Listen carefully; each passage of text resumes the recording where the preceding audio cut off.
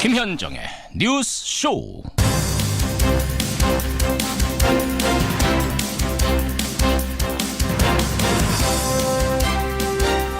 우리는 무역에서 돈을 잃고 군사에서도 돈을 잃는다. 주한미군 3만여 명이 있는데 무슨 일이 일어나는지 보자. 트럼프 대통령의 말입니다. 애청자 여러분 안녕하십니까. 한미 FTA 3차 개정 협상이 밤사이 워싱턴에서 시작됐습니다. 그런데 협상이 시작되기 전에 한 행사장에서 트럼프가 이런 말을 한 겁니다. 주한미군 3만 명이 있는데 무슨 일이 일어나는지 보자. 결국 이번 FTA 협상에서 주한미군 철수라는 카드까지 활용하려는 게 아니냐 의심스러운 대목인데요. 백악관은 꼭 그런 건 아니란 식으로 애매하게 손을 저었습니다만 협상의 달인 사업가 트럼프라면은 못 내밀 카드도 아닌 것 같아서 걱정입니다. 그렇다면 과연 우린 어떤 카드를 내야 하는지, 절묘한 카드를 가지고는 있는 건지, 정말 무엇을 꺼낼지 신중한 고민이 필요해 보입니다. 김현정의 뉴스쇼 출발합니다.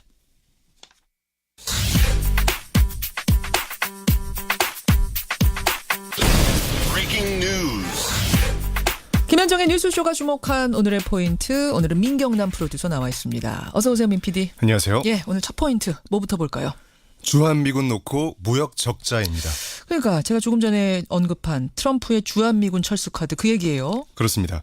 미국 공화당 선거 모금 행사에 참석했던 트럼프 대통령의 말을 워싱턴 포스트가 보도해서 논란이 됐는데요. 예. 미국이 한국에 군인을 3만 2천 명이나 보내주고도 무역 적자가 나고 있다는 이야기였는데 백악관은 공식 입장이 아니라고 밝히기는 했습니다. 하지만 미국과 한미 FTA 3차 협상을 진행하고 있는 우리 입장에서는 부담스러운 얘기입니다. 당연하죠. 지금 트럼프 대통령이 한 말인데 그 트럼프 대통령의 내심에는 지금 그 말이 있다는 거 아닙니까? 그렇습니다. 지금 안보까지 거론을 시키고 있는 거예요. 네네. 이런 가운데 남북정상회담에 대한 본격 준비는 오늘부터 시작이 되죠. 그렇습니다. 남북정상회담 준비위원회가 구성은 어제 완료가 됐습니다. 예. 임종석 대통령 비서실장이 위원장, 조명균 통일부 장관이 총괄 관사를 맡았는데요. 예. 오늘 오후 3시에 첫 전체회의를 갖고 정상회담 의제 등을 논의할 예정입니다. 본격적인 궤도에 오르게 되는 거죠. 혹시 뭐 북미 회담, 남북 회담 이런 것까지 이 FTA에 연계시켜서 딜하려고 하는 건 아닐까? 저는 그런 카드까지도 아주 염두에는 좀 두고 있어야 되는 게 아닌가, 우리가 대응할 때 있어서 그런 그렇습니다. 생각까지도 듭니다. 다음 포인트 가죠. 강원랜드 부정합격자 해고입니다. 공공기관 채용 비리의 대표적인 사례로 꼽히는 곳 강원랜드, 결국 대규모 해고가 이뤄졌습니다. 네, 대규모 부정채용 문제가 본격적으로 공론화됐던 건 작년 9월 무렵이었습니다. 예. 채용 비리를 통해서 강원랜드에 부정으로 합격한 226명 전원에 대해서 어제 문재인 대통령이 직권 면직, 사실상 해고를 지시했습니다. 226명 전원에 대해서. 그렇습니다. 먼저 해고부터 하고 추후에 소송이 벌어질 경우에는 개별적으로 대응한다는 방침인데요. 예. 다만 당시 시험 성적 자료가 남아있질 않다 보니까 탈락자 구제는 어려울 듯합니다. 그때 탈락한 사람들의 구제는 그렇습니다. 그야말로 그야말로 특단의 조치를 내놨네요. 근데 공공기관 부정채용 사례가 여기뿐만이 아니잖아요. 네, 그렇습니다. 정부 산하 공공기관 총 275개 중에 지금까지 257곳, 그러니까 대부분에서 채용 비리가 적발이 됐고요. 예. 부정합격자 2천여 명 중에 2천여 명이 현직에 재직 중인 것으로 알려져 있습니다. 네. 강원랜드가 이번에 선례가 돼서 이들에 대해서도 면직 조치가 이뤄질지도 주목이 됩니다. 마지막 포인트 하나만 짧게 볼까요? 네, 스포츠 이야기인데요. 한국 테니스 정현 선수가 BNP 파리바 오픈 8강에 진출했습니다. 8강에 진출했어요. 그렇습니다. 게다가 그 상대는 다름 아닌 세계 최강 페더러입니다. 또 페더럽니까? 네, 2달 만에 소력전인 셈인데요. 예. 오늘 오전 11시에 중계가 됩니다. 예. 그리고 팀킴의 뒤를 잇는 오벤져스 휠체어 컬링팀의 평창 패럴림픽 4강 경기도 오늘 오후에 이루어집니다. 휠체어 컬링팀 오늘 4강 도전하는데요. 사실 여기는 지금 메달도 바라보고 있는 팀인데 맞습니다. 오늘 화제 인터뷰에서 홍일점이자 박민자 선수 만나보겠습니다. 수고하셨습니다. 감사합니다. 저는 오늘 참담한 심정으로 이 자리에 섰습니다. 국민 여러분께 심려를 끼쳐드려서 대단히 죄송합니다. 이 전 대통령은 긴 시간 조사를 받았지만 혐의 전반에 걸쳐 모르쇠로 일관했습니다. 이명박 전 대통령 지난 수요일 검찰에 소환돼서 장시간 조사를 받고 나왔죠. 검찰이 수사 내용을 토대로 결정적인 증거들, 증언을 제시를 했지만 여전히 MB는 나는 모르는 일이다. 설사 있었다 해도 실무선에서 한 일이다 라면서 대부분의 혐의를 부인으로 일관했습니다. 특히 핵심 혐의죠. 뇌물죄 부분은 다스가 MB 거, 다스의 소유주가 MB라는 전제에서 시작을 하는데 그 부분에 대해서는 완전히 부정을 했습니다. MB 곁을 지금 지키고 있는 정치인들은 검찰이 확보한 증언은 거짓이다. 혹은 그 참고인들도 잘 몰라서 하는 말이다. 이렇게 주장을 하고 있는데요. 그렇다면 검찰에서 결정적인 증언을 한 사람 중에 한 분, 최동영 전 다스 경리팀장은 어떻게 답하실까요? 다스에서 8년 동안 일했던 분입니다. 최동영 전 다스 경리팀장 만나보겠습니다. 최 선생님 안녕하세요. 예, 안녕하십니까. 예, 8년간 근무하셨어요. 예, 그렇습니다. 기간이 언제부터 언제까지죠? 2001년 1월 10일부터 2008년 4월 17일까지 근무를 했었습니다. 예. 경리팀장이라면은 그럼 다스의 자금 회계 이런 걸 다 담당한 어떤 회계의 실무 책임자 이렇게 보면 됩니까? 예, 그렇게 보시면 될 것 같습니다. 이번에 검찰 가서 참고인 진술하고 오셨죠? 예, 했었습니다. 예. 최동영 팀장님뿐 아니라 뭐 김백준 전 청와대 총무기획관, 김희중 전 비서실장, 김성우 전 다스 대표 이런 분들이 다 가서 증언한 거죠? 예, 그렇게 알고 있어요. 예. 가서는 뭐라고 말씀하셨습니까? 중앙지검에 가서는 그 실소유 관련해서 예. 제가 그동안 보고 겪었던 MB가 실소유라는 여러 가지 정황들을 예. 제가 말씀을 드렸었죠. 실소유라고 생각할 수밖에 없었던 정황들을 증언하고 오셨다. 이렇게 말씀하셨어요. 예. 그때 그 조사받을 때 분위기는 최 팀장님 말고도 다른 분들도 다 실소유주 부분에 대해서 MB 거라고 증언한 것들을 많이 갖고 있던가요? 증거나 증언들을? 그럼요. 저도 많이 놀랐었죠. 그 당시에. 그 초창기인데도 예. 그 많은 자료들을 확보하고 있었습니다. 예를 들면 어떤 게 기억나세요? 에이킹 건프에 대해서도 알고 있었어요. 삼성이 소송비를 대납해줬죠. 미국의 그 다스 소송비를. 그때 법률 대리인 로펌이 에이킹 건프인데 예. 거기에 대해서 이미 그때도 1월에도 알고 있었어요. 뭐 직접 삼성이라는 말은 이제 검찰 측에서 언급을 안 했지만은 예. 그 에이킹 건프를 저한테 물었었어요. 그쪽도 이미 뭔가 심증을 굳히고 있었던 상태군요. 네, 그렇게 들여다보고 있었던. 예. 예. 결정적으로 다스는 MB 거라고 확신하신 계기는 언제입니까? 2008년도 특검 마지막 시기에 예. 이상은 씨 그 아들하고 제가 그 MB를 안가에서 한번 뵌 적이 있거든요. 예. 셋이서. 이동형 씨하고. 그 당시에 이제 대주주의 그 아들인 이동영 씨가 세광공업 자재 과장을 하다가 이제 거의 무직 상태로 있었던 상태였거든요. 이상은 씨, MB 형님 이상은 씨의 아들 이동형 씨가 그 당시 무직 상태였어요. 예. 특별한 직업이 없었어요. 예.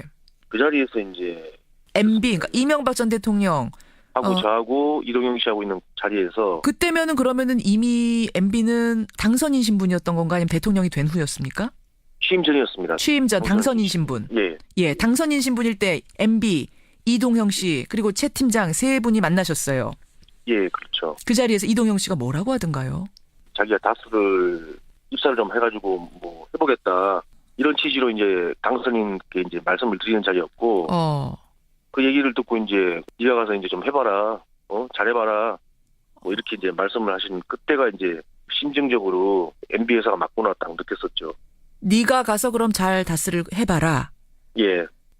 그러니까 작은 아버지한테 제가 지금 무직이었는데 다스라는 회사 아버지 회사 맡아서 잘 해볼게요. 이렇게 얘기하는 그냥 전하는 자리 정도의 느낌은 아니고요. 전할 수는 있는 거잖아요. 작은 아버지니까 상관이 없더라도 회사와 상관없더라도. 제가 옆에서 보니까 입사를 할 테니 허락을 좀 해주십사 하는 그런 자리가 됐고요. 일종의 면접 자리, 주인한테 허락받는 자리. 예. MB하고 이제 이동영 씨하고 그렇게 사이가 안 좋았었어요. 안 좋은 상태였는데. 예.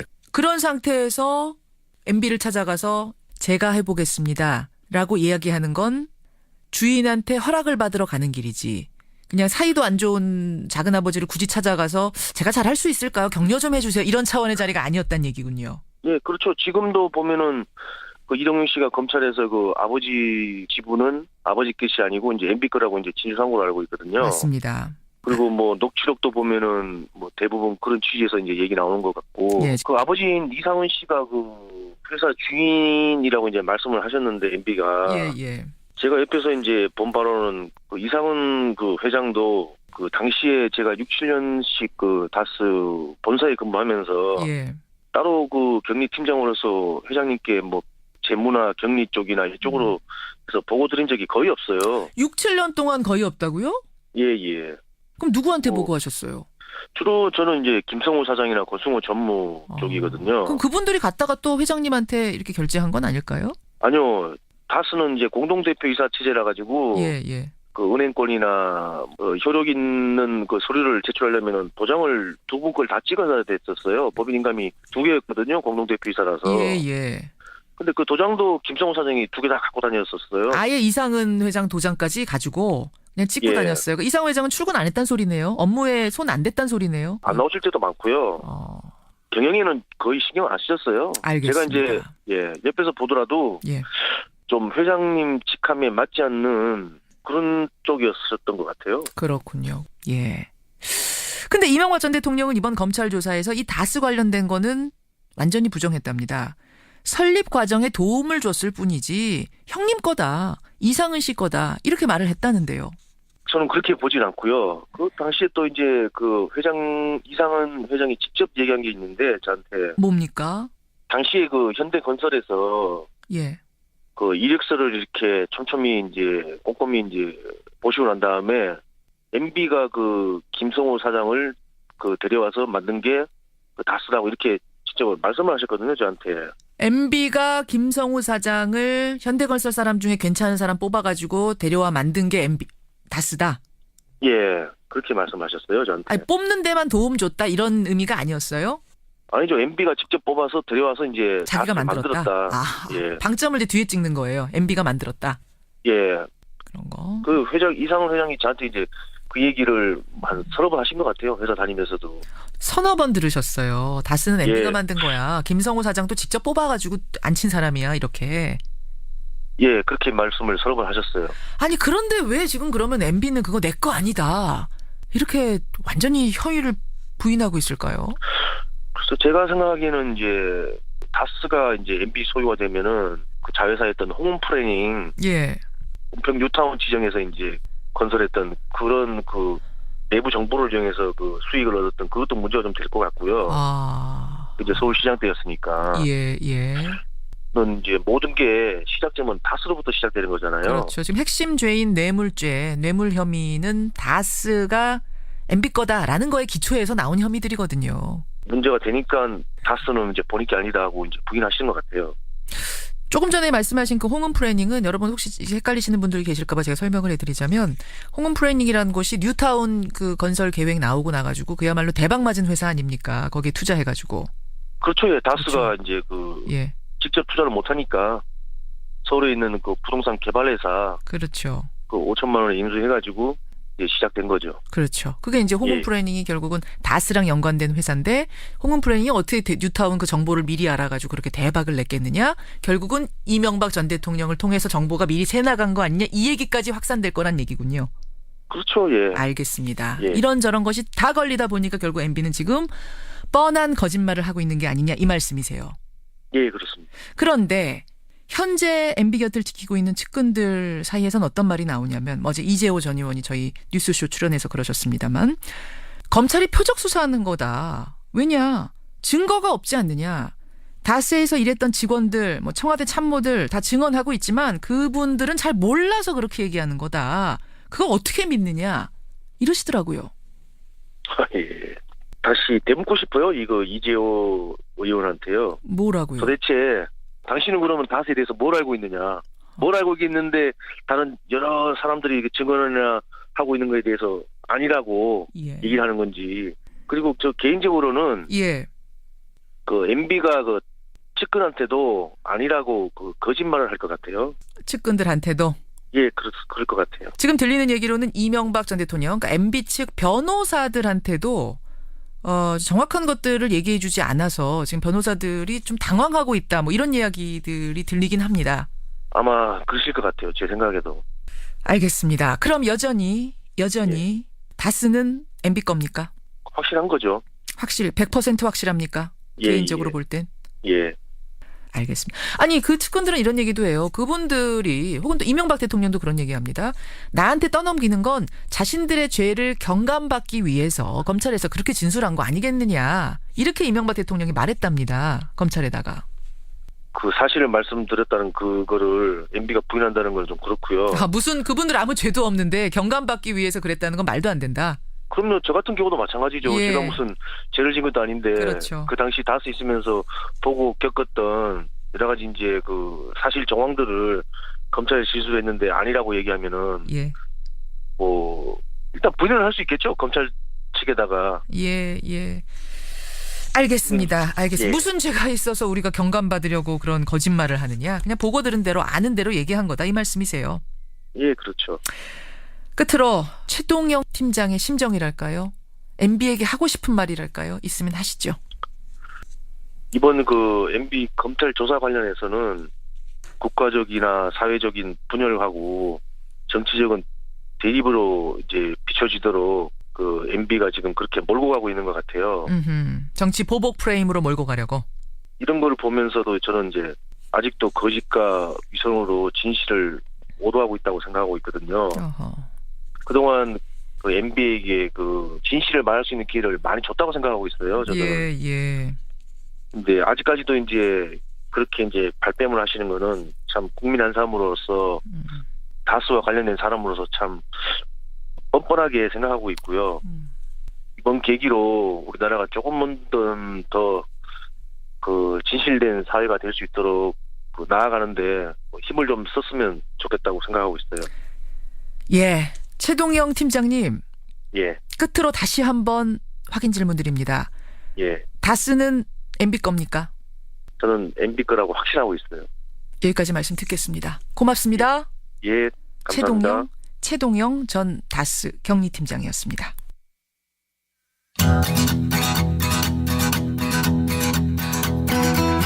김현정의 뉴스쇼는 청취자 여러분의 참여로 이루어집니다. 트위터, 페이스북, 레인보우 게시판, 그리고 단문 50원, 장문 100원의 유료 문자 샵 1212, 우물정 1212 통해 참여하실 수 있습니다. 김현정의 뉴스쇼, 여러분과 함께 만듭니다. 김성환의 행간 시사평론가 김성환 씨 나오셨습니다. 어서 오십시오. 네, 안녕하세요. 어제 이재호 전 의원 인터뷰 들으셨어요? 가면서? 네, 들었어요. 엄청난 화제, 하루 종일 화제. 화제가 되게 말씀하시더라고요. 지금 아침까지도 화제. 그러니까 최동영 팀장도 들으신 거예요, 그거를. 네. 듣고. 아니 나만 그렇게 얘기했으면 또 모르는데 지금 일제히 다 참고인들이 다 쓴 MB 거라고 얘기하고 있는 그 상황에서 이 전 의원은 얼마나 아쉽길래 그렇게 우리가 다 몰라서 그렇다고 얘기하십니까? 서운한 거예요. 이게 상황이 다스가 무슨 신앙도 아니고요. 예. 아니 모든 국민이 다스는 누구 겁니까? 이렇게 묻고 있잖아요. 말도 안 되는 얘기를 지금 하고 있어요. 아이고 보겠습니다. 예, 검찰이 또 어떤 증거들 갖고 있는지 증언은 얼마나 단단하게 나왔는지 좀 지켜보기로 하죠. 행간 뭐 가지고 오셨습니까? 남재준, 이병기, 이병호, 이 박근혜 정부 시절 국정원장 3명이 어제 나란히 법정에 섰습니다. 어제요? 이 재직 시절 국정원 특수활동비를 박근혜 대통령에게 상납한 혐의로 재판을 받기 위해서인데요. 예. 그런데 정직 국정원장 입에서 배신감이란 의외의 단어가 튀어나왔습니다. 배신감. 네, 박근혜 대통령에게 배신감 토로한 전직 국정원장. 이 뉴스의 행간을 좀 살펴볼까 합니다. 이게 그러니까 대통령의 최측근 국정원장, 특활비까지 갖다 바쳤던 국정원장 입에서 나온 말이라고는 믿을 수 없을 정도더라고요. 저도 정말 이런 단어를 사용했나 이렇게 생각이 될 정도였는데요. 예. 국정원장은 정보기관의 수장이잖아요. 그럼요. 그만큼 중량감 있는 인사가 임명이 되고요. 그 누구보다 입이 무거워야 하는 사람들입니다. 그런데 그런 국정원장 입에서 배신감이란 말이 나왔다. 그것도 자신이 모셨던 대통령에 대해서 그렇죠. 배신감이란 단어가 나왔다. 네. 이건 보통 일이 아니란 거죠. 맞습니다. 그 주인공은 이병기 전 원장인데요. 예. 이 푸른색 수의를 입고 재판정에 나와서 특활비를 상납한 이유를 이렇게 말했습니다. 제대로 된 국가 운영을 위해 쓰였으면 하는 기대가 있었기 때문인데 기대와 반대로 된 것에 대해 안타깝게 생각하고 심지어 배신감까지 느낄 정도였다. 그러니까 내가 상납을 한 건 맞지만 네. 국가 운영을 위해서 보태 쓰십시오라고 한 거지. 네, 그런 취지였는데. 이렇게 미용하고 뭐하고 이렇게 쓸 줄은 몰랐다. 맞습니다. 이 얘기를 하고 싶어요. 그래서 배신감을 느꼈다는 거예요. 네. 이병호 전 원장은 내가 아닌 다른 사람이 원장이었더라도 이 자리에 섰을 거다. 그러면서 제도적으로 뭔가 문제가 있는 것이다. 이렇게 제도 탓을 했고요. 남재준 전 원장은요? 입을 굳게 닫았습니다. 남재준 원장은 네. 자, 배신감 토로하고 제도 탓하고 입을 닫고 전직 국정원장들 어제 재판정에서의 모습들 행간 들어가 보죠. 첫 번째 행간은 언뜻 그럴듯해 보이지만 말이 안 되는 말이다입니다. 말이 안 되는 말이요? 네. 이병기 전 원장 말 뭐 언뜻 들으면 그럴 수 있겠다 싶습니다. 예. 박근혜 전 대통령이 특활비 좀 가져오라고 했더니 예. 국가 운영을 위해서 쓰겠거니 믿었다는 거 아니에요? 그렇죠. 알고 봤더니 미용시술에 썼더라. 진짜 배신감 느꼈다. 정말 이 말이 맞을까요? 이 말을 이병기 원장이 했다는 점에서 저는 말이 안 된다고 생각합니다. 왜 그렇습니까? 왜냐하면요. 2014년 7월 국정원장에 발탁이 됐어요. 예. 원래 외교관 출신이잖아요. 맞습니다. 이때부터 특활비를 자기 스스로가 상납을 했습니다. 그런데 이듬해 3월 대통령 비서실장 자리까지 올랐어요. 예. 한마디로 돈을 상납하던 자리에서 돈을 상납받는 자리까지 올라갔다는 얘기입니다. 그러네요. 그러니까 이전 원장이 비서실장 시절에 박근혜 대통령이 이병호 원장한테 돈을 받았거든요. 예. 그렇다면 최소한 대통령한테 상납된 돈이 국정원이 상납한다는 사실도 알고 있었을 거고 어디에 쓰였는지 최소한 눈치는 채고 있었을 거라는 얘기입니다. 그러니까 뒤늦게 배신감 얘기를 한 것은 나는 사실은 몰랐습니다. 사법 처리 받지 않기 위한 전략이라고 봐야 된다는 자기 거죠. 보호책 아니냐. 네, 맞습니다. 전략적으로 나온 단어 아니냐라는 생각이 드셨다는 네. 말씀. 그래요. 두 번째 행간은요. 두 번째 행간은 그럴듯한 모범 답안이 나왔다입니다. 모범 답안이 나왔다? 사실 이 특활비 문제는 지금 이명박 대통령도 걸린 문제잖아요. 네, 그렇죠. 거기에 답안이 나왔다고 생각하세요? 맞습니다. 어. 박근혜 전 대통령 뇌물 재판은 지금 보이콧하고 있으면서 특활비 재판에는 또 응하고 있잖아요. 예. 이른바 호위무사로 불리는 유영하 변호사를 선임해서 재판에 대비하고 있습니다. 맞습니다. 그럼 박 전 대통령은 재판에서 뭐라고 주장할까요?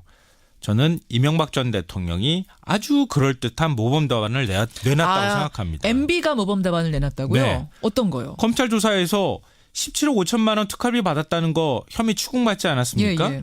나는 모릅니다. 측근들이 받아서 난 잘 모릅니다.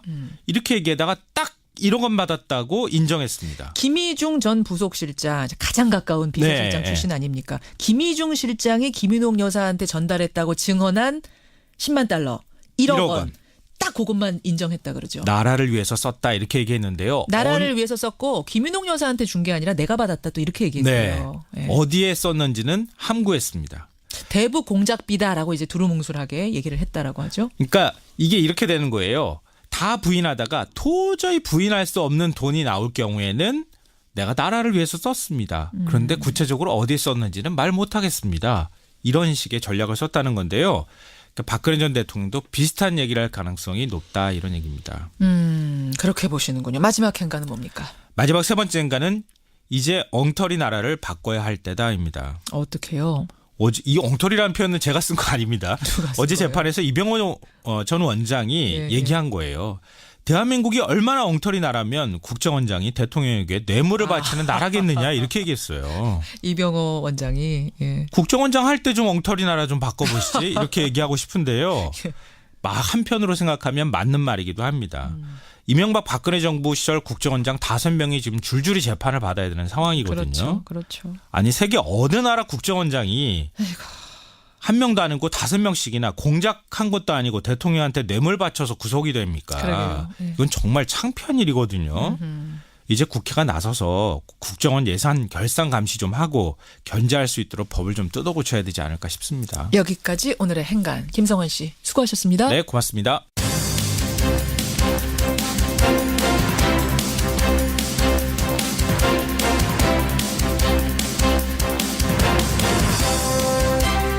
김현정의 뉴스쇼 2부 출발합니다. 청취자 김주한님 외에 많은 분들이 역사는 정직한 것인데 MB 저렇게 끝까지 부인하다니 어리석어 보입니다. 9282님은 코미디하고 있군요. 이런 문자들을 지금 보내주고 계시는데요. 그렇죠. 많은 국민들은 왜 MB가 저렇게까지 모든 혐의를 부인할까 궁금해합니다. 그리고 왜 여전히 정치보복이라고만 주장하고 있을까 궁금합니다. 그런데 이유가 있다는군요. 오늘 권영철의 Y뉴스에서 왜 MB는 설득도 되지 않는 정치보복이란 주장을 계속하는 걸까? 그 이유를 파헤쳐 보겠습니다. 그런가 하면 미투 운동이 한창인데요. 2차 피해가 우려된다 하는데 실제로 과거에 미투를 했던 경험자들은 어떤 2차 피해를 겪었던 건가? 오늘 훅뉴스가 과거의 미투 경험자들을 찾아가 봤습니다. AS 뉴스도 준비가 되어 있습니다. 딱 한 달 전에 신입 간호사가 스스로 목숨을 끊었던 사건 여러분 기억하시죠? 간호사들 조직 내에 그 집단 괴롭힘, 태움 문화 때문이라고 알려졌었는데 한 달이 지난 지금 현장에는 어떤 변화가 있을까요? 들여다보겠습니다. 그리고 오늘 화제 인터뷰가 저는 제일 기대됩니다. 오늘요. 패럴림픽 휠체어 컬링팀 4강 진출했어요. 지금 메달을 눈앞에 두고 있는데 유일한 홍일점 박민자 선수랑 연결을 하려고 합니다. 예, 만나보시죠. 50원의 단문 100원의 장문 유료 문자 샵 1212 카톡 레인보우까지 열어놓고 출발합니다.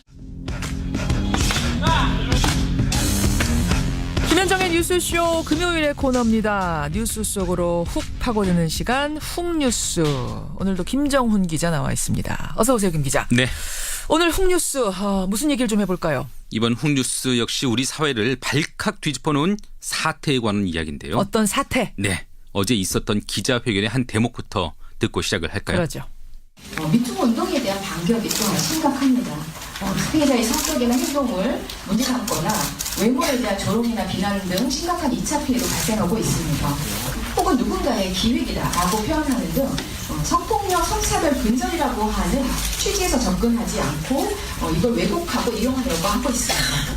2차 피해가 발생하고 있다. 심각하게. 혹은 누군가의 기획이다 이렇게 표현하면서 왜곡시키려는 이런 사람들이 있다. 이런 얘기예요? 네. 누가 한 얘기입니까? 어제 미투 운동과 함께하는 범시민연대가 프레스센터에서 출범 기자회견을 가졌는데요. 예. 미투 운동을 지지하면서 피해자들에 대한 2차 가해를 멈추라고 촉구를 했습니다. 그러니까 미투를 선언한 사람들에 대한 피해자들에 대해서 악의적인 소문을 퍼뜨리거나 역고소를 하는 그런 사례들에 대해서 멈추라. 네. 그러니까 현재 일반적으로 얘기되는 2차 피해가 그 정도거든요. 그 정도 수준에 머물고 있거든요. 그런데 저희가 수년 전에 이미 성폭력 피해 사실을 드러낸 이들, 예. 그들의 이후를 취재해 보니까 그 상처가 거기에 그치지 않더라고요. 아, 그러니까 이미 수년 전에 외로이 미투를 했던 사람들. 네, 한 발 앞서서 그들은 그 미투 선언 후에 어떻게 됐는가를 보면 우리에게도 어떤 대안 같은 게 떠오르겠군요. 맞습니다. 오늘 훅뉴스 그겁니까? 네, 맞습니다. 미투를 한 발 앞서서 선언했던 그분들의 이후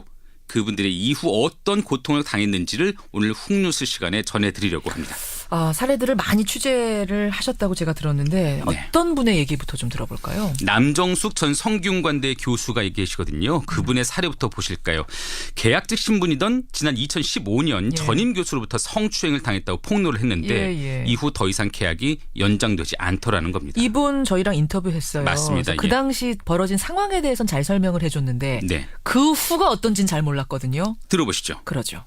패턴이 똑같아요. 첫 번째는 이제 가해자가 피해자한테 폭력을 행사한다잖아요. 그러면 이제 두 번째는 그 사람이 권력자잖아요. 그러니까 권력자 주변에 기회주의적이고 권력지향적인 사람들이 붙어서 카르텔을 형성을 해요. 그러면 세 번째는 권력자하고 카르텔이 그 피해자를 개인화 시켜가지고 조직에서 내쫓아요. 100%예요, 2차 가해가. 다 쫓겨났어요. 지금 안 쫓겨난 사람 하나도 없어요. 100%다? 네. 미투를 하면 직장 내에서 미투하면 다 쫓겨난다? 그런 말씀을 하시더라고요. 그러니까 직장 또는 업계에서 쫓겨나서 그렇게 되니까 당연히 경제적 어려움까지 겪게 된다는 것이죠. 업계에서도. 예를 들어서 뭐 연극계에서 미투를 하면 그 계에서는 더 이상 일할 수 없다든지 뭐 이런 식으로. 학계에서도 마찬가지겠죠. 학계에서도 그렇고. 그러니까 그런 가운데서 피해자들은 대개 또 소송에 휘말리게 되거든요. 근데 지인 사이의 성폭력 피해를 법원에서 인정받기는 너무 힘들죠. 그래요. 또 이긴다고 하더라도 그간의 고통이 이만저만이 아니라는데 3년 전에요. 성폭력 피해 사실을 드러내고 최근 법원에서 어렵사리 최종 승소 판결을 받아낸 분이 계시거든요. 그 피해자의 말을 한번 들어보시죠. 그러죠. 변호사님이 뭐라고 얘기를 하셨냐면 처음에 딱 선생님이 지실 거라고 얘기를 딱 하면서 아직까지 우리나라 법원은 굉장히 보수적이고 대부분 남자분들이 판사님들이 많고 내가 그 피해를 당했는데 내가 판사님 앞에서 내가 이 피해를 당했습니다라고 또다시 말을 또 해야 되고 그렇게 어쨌든 정신적으로 아프다 보니까 힘들다 보니까 육체적으로도 너무 힘들어가지고 이유 없이 복통을 앓다가 뭐 일주일 끝내는 병원에 입원하고 이분은 승소를 해내긴 했어요. 네. 대법원까지. 어렵게요. 승소를 했지만 그 과정이 너무나 힘들다. 뭐 쉽게 말하자면 만신창이가 됐다 이런 얘기네요. 네. 그런데요. 많은 피해자들이 말하는 더 큰 문제는요. 미투 이후에 믿었던 이들로부터 받은 상처라고 하네요. 상처. 네. 믿었던 이들이 자기를 믿어주지 않더라 이런 얘기예요. 처음에는 위로를 해주던 동료들 심지어 가족들까지 이후에 손을 거두어드는 경우가 많았다는 겁니다. 가족들도요? 예, 지난 2016년에 자유한국당 이완영 의원을 상대로 과거에 성추행 의혹을 폭로했던 한 여성 그리고 현대카드에서 성폭행 피해를 당했다는 전직 계약직 직원의 말을 한번 들어보시죠. 예. 내가 믿었던 조직, 이랬던 조직, 내가 믿었던 나의 동료들, 나의 선후배들이 나를 지켜주지 못하고 내 편이 되어주지 못했을 때 그런 느끼는 이제 감정들, 일종의 약간 배신감 비슷한. 그래서 우리 조직에 그럼 나는 뭐였지? 선배들한테 내 존재는 뭐였지? 어떤 의미였지?라고 하는 그 갈등, 서운함 이런 게 훨씬 더 크거든요. 가족들 사이에서도 약간 이거 뭐라 그래, 파탄 났다고 해야 되나? 가족이 깨질 뻔한 위기도 있었고 가해자 측에서 역고소를 하는 바람에 더 그런 시선들로 바라보셨죠, 부모님께서. 너가 잘못한 부분이 있으니까 이렇게 되지 않았느냐? 사실 용기 내서 미투를 할 때는 내 주변 사람들은 내 지인들만큼은 내 비빌 언덕이 돼주겠지라고 생각하고 시작을 하는 걸 텐데 그분들이 돌아설 때 절망감은 감당하기 어려울 것 같아요. 맞습니다. 지난해 한국 여성의 전화가 성폭력 피해를 상담한 869건 그 사례 가운데서 168건에서 2차 피해가 있었다 이렇게 집계를 했거든요. 그래요. 피해자가 말한 2차 피해 중 절반 가까이를 차지하는 게 바로 주변인과 가족들의 무책임한 말들이었다고 하네요. 어떤 식의? 뭐 네가 참아라, 없던 일로 하라 이렇게 하면서 피해자를 외면했다는 것이죠. 내가 힘을 보태줄게가 아니라 이제 그만하자, 없던 일로 하자. 맞습니다. 결과적으로는 홀로 남겨지기 마련이라는 것이죠. 아하. 그 속에서 성폭력 피해자 이미지를 꼭 유지해야 한다는 강박도 생긴다고 합니다. 그게 무슨 말이에요? 이게 피해자임을 드러냈지 이후 갖가지 논란은 이어지지 이런 상황에서는 뭐 자기가 웃지도 떠들지도 못하는 그러니까 것이죠. 웃으면 아니 쟤는 저런 일을 당했다면서 웃네? 그럼 그거 거짓말 아니야? 뭐 이런 식이 된다는 얘기예요? 맞습니다. 이게 좀 심각한 문제인데요. 3년 전 조직 내에서 성폭력 피해 사실을 공개했던 김원경 씨 그리고 2년 전에 대학원에서 성폭력 피해를 공론화한 뒤에 학업을 중단할 수밖에 없었던 한 피해 여성의 목소리로 들어보시죠. 네. 쟤 멀쩡해 보이는데? 왜 이렇게 멀쩡해 보이지? 피해자의 모습을 정해놓고 있어요. 울고 다녀야 되고 힘들어야 되고 뭔가 자기네가 정한 생각이 있나 봐요. 멀쩡하게 밥도 먹고 일도 잘하고 태연하게 걸어다니네 라는 인식? 그런 인식이 좀 많이 바뀌었으면 좋겠어요. 그 일이 있고 나서는 사람들이 보지 않아도 제가 검열해요, 스스로. 내가 사람을 만나서 웃을지, 얼마나 많이 웃을지, 뭐 사람을 만날지 말지 뭐 이런 거 다 걱정해야 되는 처지가 되는 거거든요. 길 가다가 맞은 사람이면 때린 사람이 문제가 있는 거지. 맞았다고 이제 그다음부터 웃지도 못하고 사회생활을 못하게 되면 안 되잖아요. 그러니까 이게 소송을 가게 되면 뭐 2년, 3년씩 걸리는데 네. 그럼 웃지도 못하고 뭐 재미있는 일도 하지 못하고 그냥 꾹 참고 살아야 된다. 고개 숙이고 있어야 된다. 이렇게 되는 거예요. 그 이후에도 그렇다고 하네요. 그런 피해가 있다고 하네요. 예. 아니 가해자가 고개를 숙여야지 피해자가 왜 웃지를 못합니까? 네. 실제 성폭력 피해 폭로자들 상담을 하다 보면은 이로 인한 심리적 스트레스가 상당하다고 하는데요. 그저 이게 감정 표현을 숨겨야 하는 어려움이 아니라 표현하는 방법 자체를 잊어버리기도 하고요. 예. 이게 대인 기피증이 생기기도 해서 일부는 정신과 치료를 받고 있다고 하거든요. 본인이 성폭력 피해를 겪은 뒤에 현재는 피해자 상담 또 지원에 나선 한 활동가의 말을 들어보실까요? 예. 피해자가 일상을 영위를 하거나 아니면 감정 표현을 다채롭게 하는 것에 대해서도 주변에서 많은 어떤 그 문제 제기를 하죠. 진짜 피해자라면 저럴 수 없어. 평생 고통에 사로잡혀야 될 것 같고 어떻게 일상생활을 할 수 있지? 직장에 어떻게 나가? 뭐 이런 어떤 외부의 통념 때문에 피해자들 스스로가 감정 표현이라든가 일상생활의 영위를 잘 안 하려고 해요. 일상생활을 하기 어려운 지경이다. 어렵죠. 일상생활을 하기가. 그렇겠네요. 네. 지난해에요. 앞서 성폭력 피해 사실을 드러냈던 성공회대 학생이 하나 있었는데 스스로 목숨을 끊기도 했습니다. 예. 침묵을 강요당했다는 피해자는 유서에서 캠퍼스를 걸으면 목소리가 계속 울린다. 모두가 널 싫어한다는 이런 목소리가. 모두가 너를 싫어해야 하는 것 같은 눈빛으로 바라보면서 그런 뭐 환청이 들렸다. 네. 그렇게 유서에 남겼더라고요. 그러니까 사실 저는 이 부분 들으면서 미투를 하는 이유는 마음의 상처를 씻고 다시 정상적인 생활로 복귀하기 위해서 선언을 하는 건데 오히려 그걸 해서 마음의 병이 생긴다? 하기 전보다 오히려 마음의 병이 깊어진다? 이건 아닌 거잖아요. 그러니까 2차 피해라는 게 직장에서 쫓겨나고 엮고소당하고 이런 차원의 문제를 뛰어넘는 거네요. 맞습니다. 이게 미투의 3차 피해 또는 미투의 트라우마로 불러야 할까요? 그러니까 이미 이런 고통을 겪었던 선험자들은 최근에 미투 열풍을 보면서 이런 당부까지 하더라고요. 뭐라고요? 앞서 언급된 한 미투 폭로자의 말입니다. 저도 지금 너무 힘들어서 이제 폭로를 하시려는 분들에게는 솔직한 마음으로는 좀 안 하셨으면 좋겠는 마음이 커요. 세상은 바뀌지 않는다는 걸 너무 뼈저리게 느끼고 있기 때문에 법적으로 처벌도 쉽지 않잖아요, 솔직히. 피해자가 피해 상황을 입증해야 되고 증거를 수집해야 되고 모든 걸 피해자가 피해를 보면서 헤쳐나가야 되는 상황이거든요. 네, 안 하셨으면 좋겠어요, 저도. 안 하셨으면 좋겠다. 솔직히 내가 다시 그 상황이 되면 난 소송 안 할 거다. 그렇게 말씀을 하시네요. 얼마나 힘들었으면 그런 생각이 들까 싶네요. 이게 그러니까 뭔가 구조적인 도움이 필요하다라는 생각이 들어요. 네.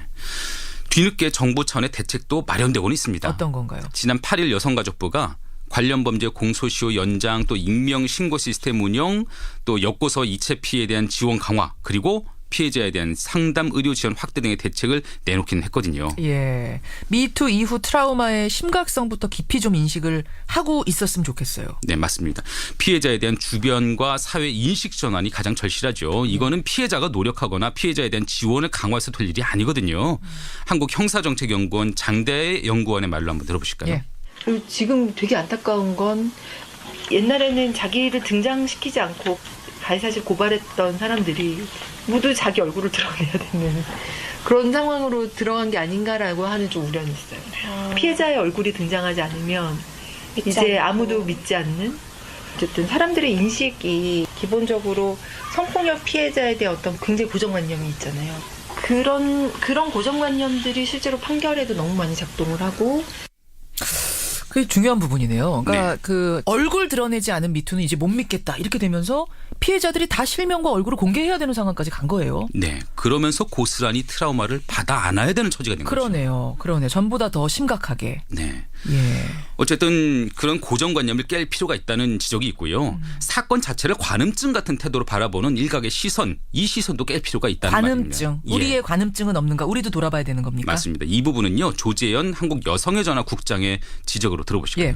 성폭력이라는 거를 이야기하면 그 여성의 어떤 성적인 배경이나 성 경험의 내용이나 이런 것들이 이제 같이 이렇게 엮여가지고 이게 폭력이네 아니네 따지고 드는. 그러니까 여러 제도가 마련이 되고 개선될 필요가 있죠. 그건 뭐 당연한 거고 그것보다 더 바탕이 돼야 되는 건 우리 사회 인식이 아닌가. 여기서부터 바뀌어야 되는 게 아닌가 싶어요. 전문가들 역시 그 점을 강조하는데요. 가해자 처벌을 강화하고 또 상시적인 모니터링을 철저히 하는 일 모두 중요하죠. 하지만 피해자에 대한 왜곡된 시선을 거두고 또 각 교육기관이나 사업장마다 성평등에 관한 교육을 꾸준히 해나가는 일 이것이 가장 중요하다. 이렇게 입을 모으고 있습니다. 예. 요새 뭐 미투 이후 위드유 당신과 함께하겠다 이런 운동도 번지던데 그 운동의 출발점은 이 지점이 돼야 되는 게 아닌가 싶습니다. 오늘 훅뉴스 미투 선험자들 말하자면 미투 선배들이 말하는 2차 피해는 무엇인지 그것에 대한 대안은 무엇인지 한번 생각해 봤습니다. 김정훈 기자 수고하셨습니다. 네.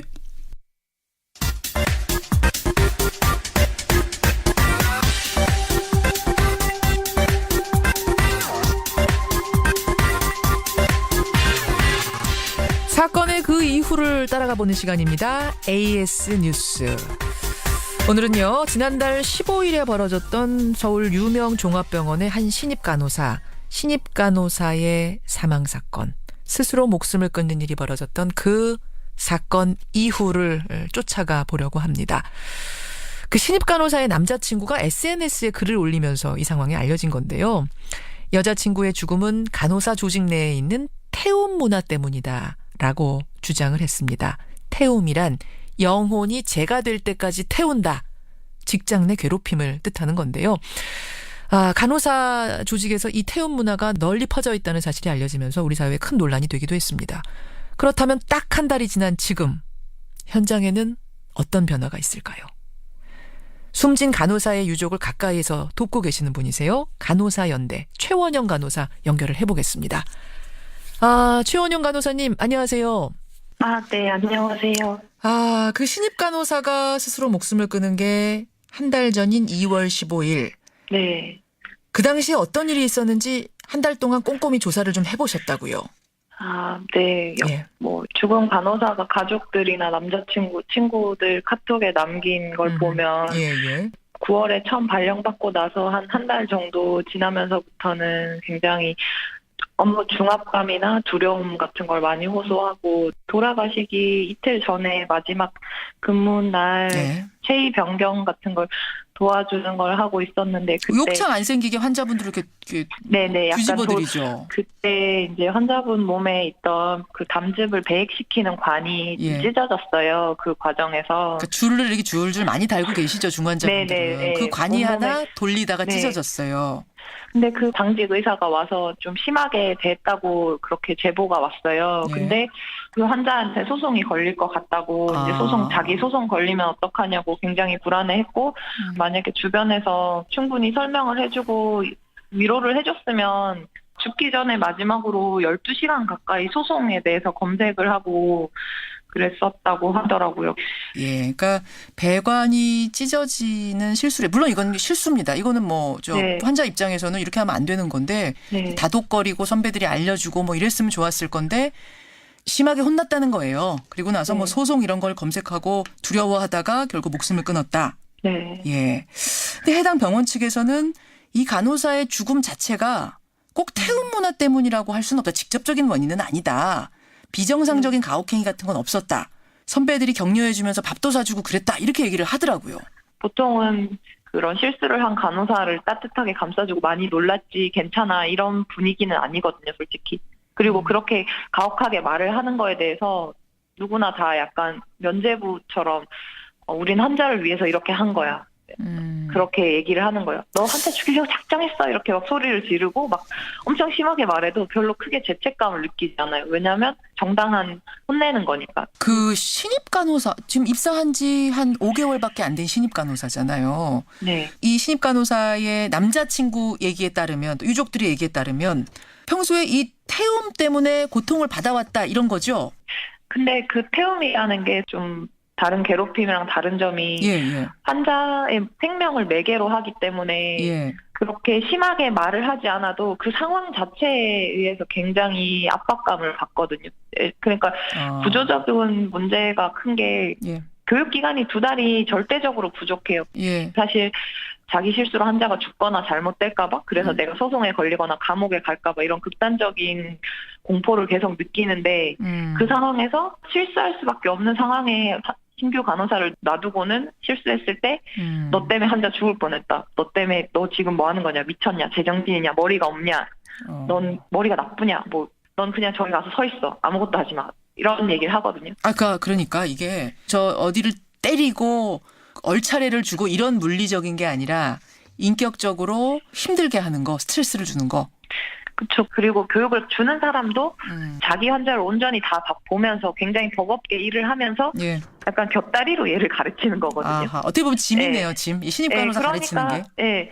간호사들이 신입 간호사가 오면은 다들 우리 이번 달에 신규가 몇 명이 나와서 힘들어 죽겠다. 신규 환자가. 그 사람이 제대로 한 사람 몫을 할 수 있게 될 때까지 1년 혹은 2년이 걸리는 그 시간 동안 보릿고개처럼 그렇게 힘들게 넘기는데 그 괴로움을 병원장한테 따지기보다는 옆에 있는 당장 네가 한 명 몫을 못하니까 너 때문에 힘든 거라고. 저도 그런 얘기 되게 많이 들어요. 내가 너랑 비슷한 월급 받는 사실이 너 볼 때마다 짜증난다고. 월급 비슷하게 짜증난다. 그냥 상황 자체가 너무 힘들고 짜증나는 상황이니까 자기 환자도 버거운데 얘 뒤치다거리까지 해야 된다 이런 생각 때문에 그 간호사한테 짜증을 내고 그 간호사는 다 참을 수밖에 없어요. 왜냐하면 선배 간호사한테 찍혀서 내가 필요한 순간에 도움을 주지 않거나 내가 어떤 실수를 할 것 같은 상황에 미리 그걸 막아주지 않으면 나는 정말로 환자를 죽게 할 수도 있거든요. 최 간호사님이 신입 시절에 신규 간호사 시절에 겪은 태움은 어떤 거 기억나세요? 예를 들면은 인수인계를 받는 걸 제일 이제 공포스러워 하는데 그 뒤로 오는 간호사가 저를 이제 좀 찍어놓고 괴롭히는 선생님이 간혹 있어요. 정말 약간 재미로 괴롭히는 사람이 있어요. 일부러 얘 뒷턴으로 달라고 요구하거나. 낮에 근무하던 사람이 저녁한테 인수인계 해줘야죠. 그러면 인수인계를 받을 때 이제 태울 수 있는 거예요. 그냥 그 뭐 이거 확인했어, 이거 뭐 했어, 이건 왜 이렇게 했어, 이건 뭐 너 한참 제대로 안 보니, 뭐 이런 식으로 그 마스크를 확 잡아 벗기면서 지금 뭐 네가 자고 있는지 무슨 표정인지 어떻게 아냐면서 뭐 그런다던가. 그게 무슨 말이에요? 마스크 원래 써야 되는 거잖아요. 그래서 또 마스크를 벗겨놓고 또 마스크 안 쓰고 다니면 뭐 환자한테 이쁘게 보이려고 그러냐고 마스크 쓰라고 그러고 뭐 졸졸졸 따라다니면 좀 떨어지라고 왜 자꾸 따라다니냐고 그러고 또 약간 우물쭈물 서 있으면 거기 서서 뭐 하냐 그러고. 아이고 그냥 골탕 먹이는 게 목적인 거네. 이렇게도 문제라 저렇게도 문제라 그러고. 그리고 뭐 그냥 이렇게 때리는 경우도 있죠. 뭐 얘기하다가 이렇게 발로 확 앉아있던 의자를 확 차거나 아니면 뭐 차트 같은 걸로 머리를 찍거나 볼펜으로 찌르거나. 그러니까 뭐 어떤 말이나 그런 행동을 되게 좀 폭력적으로 할 때가 있어. 뭐 이렇게 비아냥거리듯이 말하거나 넌 머리가 없냐, 그냥 벽 보고 서 있어. 머리가 없냐. 그런 거나 뭐 너 내가 웃음니? 이러면서 내가 만만하니? 뭐 인사를 2번 했다는 이유로 뭐 그러니까 탈의실에서 마주칠 때 인사를 하고 또 한 번씩 한 바퀴 쭉 돌면서 인사를 할 때 그때 또 인사를 했다고 아까 봤는데 왜 또 인사하냐고. 아니 인사 2번 한 것도 문제입니까? 인사 안 해서 문제가 아니라? 왜냐면 인사 아까 한 번 했는데 또 하는 건 자기가 뭐 기억 못할 거라고 생각하냐, 날 바보 취급하냐. 그게 사실 진짜 그런 게 아니라는 걸 알면서 그냥 괴롭히는 거죠. 그냥 얘가 안절부절하고 이런 걸 보면서. 저는 지금 들으면서 사실 생명을 다루는 곳인 만큼 긴장을 풀어서는 안 되고 엄격한 체계가 갖춰져 있어야 되는 게 사실이니까 그런 엄격함이 있겠구나라는 생각은 했지만 지금 듣는 이 이야기들 사례들은 그런 것과는 거리가 멀잖아요.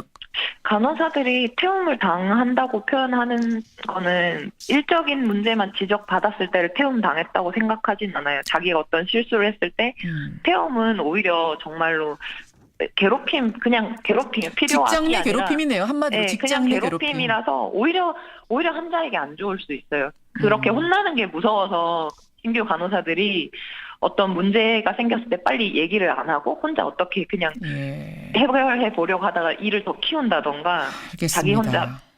그래서 오히려 더 안 좋게 끝나는 경우가 많은 것 같아요. 직장 내 괴롭힘의 병원판이다. 저는 이런 생각이 드는데 왕따 뭐 이런 이야기를 우리 뭐 다른 직장에서 많이 듣는데 여기도 비슷한 그런 사례가 아닌가라는 생각이 들어요. 자, 그래서 사람 하나가 죽었습니다.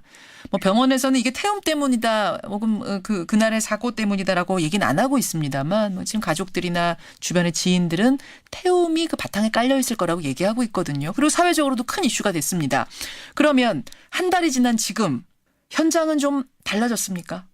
일단 현장에서는 오히려 그 간호사가 좀 이상한 사람이었다더라 이런 식의 소문이 계속 돌고 있고 병원 이상한 측에서도 사람이었다는 게 무슨 말이에요? 뭐 예민하고 뭔가 일을 진짜 못했다더라 좀 그런 식의 얘기가 돌고 있고 해당 병원 같은 경우는 제가 일하는 병원보다 담당 환자 수가 1.5배 정도 많더라고요. 같은 중환자실인데 그런 업무 부담 같은 게 해결되지 않으면 사실 이런 태움은 뭐 개인이 마음을 다스려서 혹은 뭐 진짜 성격을 개조해서 어떻게 해결될 수 있는 게 아니거든요.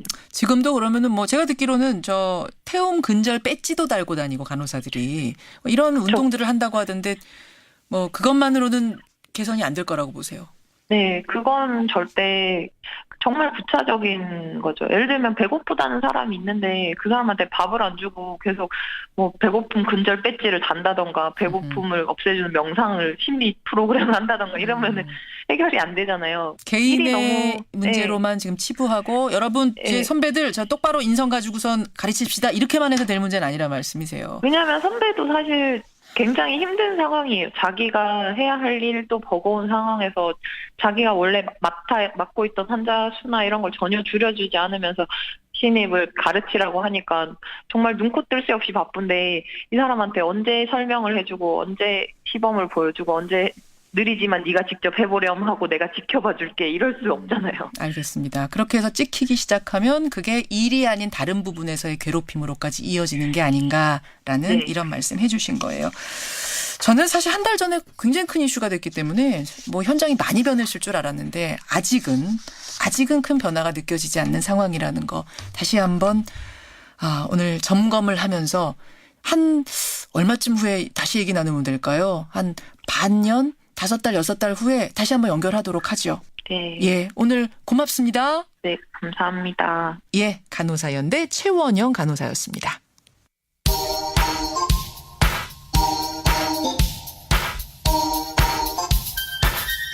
김현정의 뉴스쇼 CBS 라디오와 함께하고 계십니다.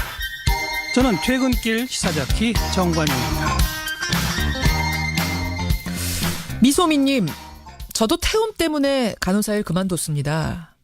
선배 간호사가요, 마우스 잡고 클릭하는 제 손을 볼펜으로 찌르더라. 와, 정말요? 볼펜으로 찌르더라고요. 퇴근할 때마다 강으로 뛰어내리고 싶은 마음이었습니다. 신입 간호사들 힘냈으면 좋겠습니다. 예, 아이고, 미소미님, 아마 실명은 아니실 거예요. 제가 말씀드렸는데 힘내십시오. 훅뉴스 들으시고는 8195님, 원로배우 이순재 씨도 그러셨죠. 피해당한 연극 배우들 연극계 떠나지 말고 다시 나와서 역량을 발휘해야 한다고. 2차 피해당하는 분들 다시 세상 밖으로 당당하게 나올 수 있도록 우리가 도와줘야겠습니다. 격려하는 문자들 많이 보내주고 계시고요. 주한미군 철수 관련해서는 김정식님, 철수 못할 겁니다. 미국이 이렇게 좋은 위치에 기지를 어디서 얻습니까? 이런 문자가 정말 많이 지금 들어오고 있습니다. 최동영 전 다스 격리팀장 인터뷰를 들으시고는 민경현님은 아니 다스 격리팀장도 그러고 형님도 조카도 다 MB 거라고 그러는데 본인만 아니라고 그러다니요. 그 집안 가훈이 정직 아닙니까? 가훈을 되새기라. 예, 이런 교훈을 주셨어요. 반면에 김대규님, 박국종님은 근데 최동영 팀장도 결국 정황만 있는 증언 아닙니까? 어제 이재호 의원도 그랬는데 증언은 증거가 아니다. 증거를 내놔라 그러지 않았습니까? 이렇게 되묻는 문자 주셨거든요.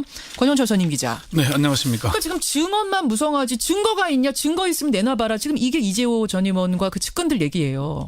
그건 이제 검찰 수사가 어디까지 가 있고 어떤 증거를 가지고 있는지는 다 아무도 모르지 않습니까? 이명박 그 측근들이 다 뭐 말만 있다고 얘기하지만 그럼 말에서 시작되는 것이 어디서 시작되겠습니까?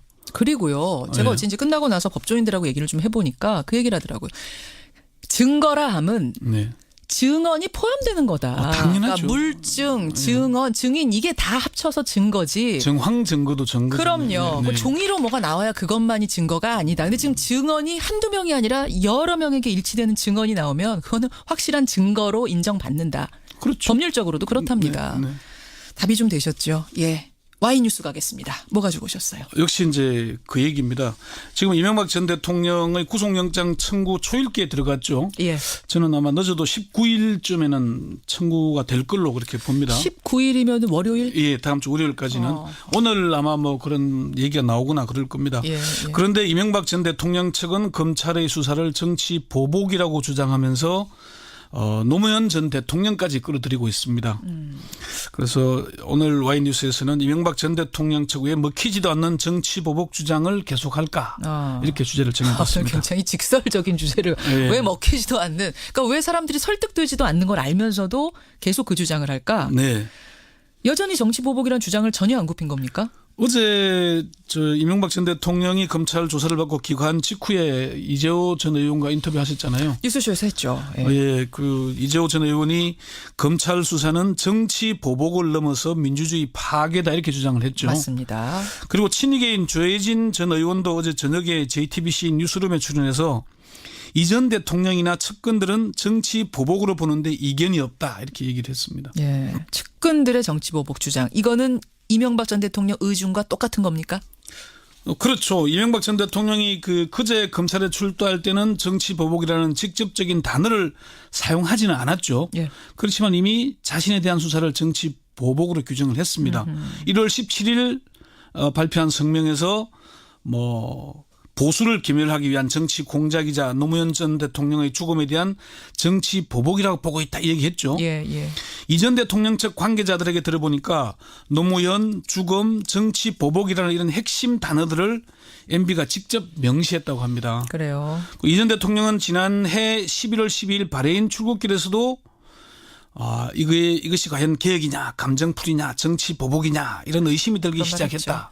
그런 얘기해서 이미 정치 보복으로 규정을 해놓은 겁니다. 노무현 전 대통령의 죽음을 언급한 것도 비슷한 맥락. 그렇습니다. 지금 사실은 자유한국당이나 이명박 전 대통령 쪽에서는 가급적 노 전 대통령의 죽음을 언급하는 걸 꺼려왔죠. 그러다가 MB 소환을 계기로 노 전 대통령을 소환하기 시작한 겁니다. 그야말로 노 전 대통령이 강제 소환이 됐어요. 네, 그래요.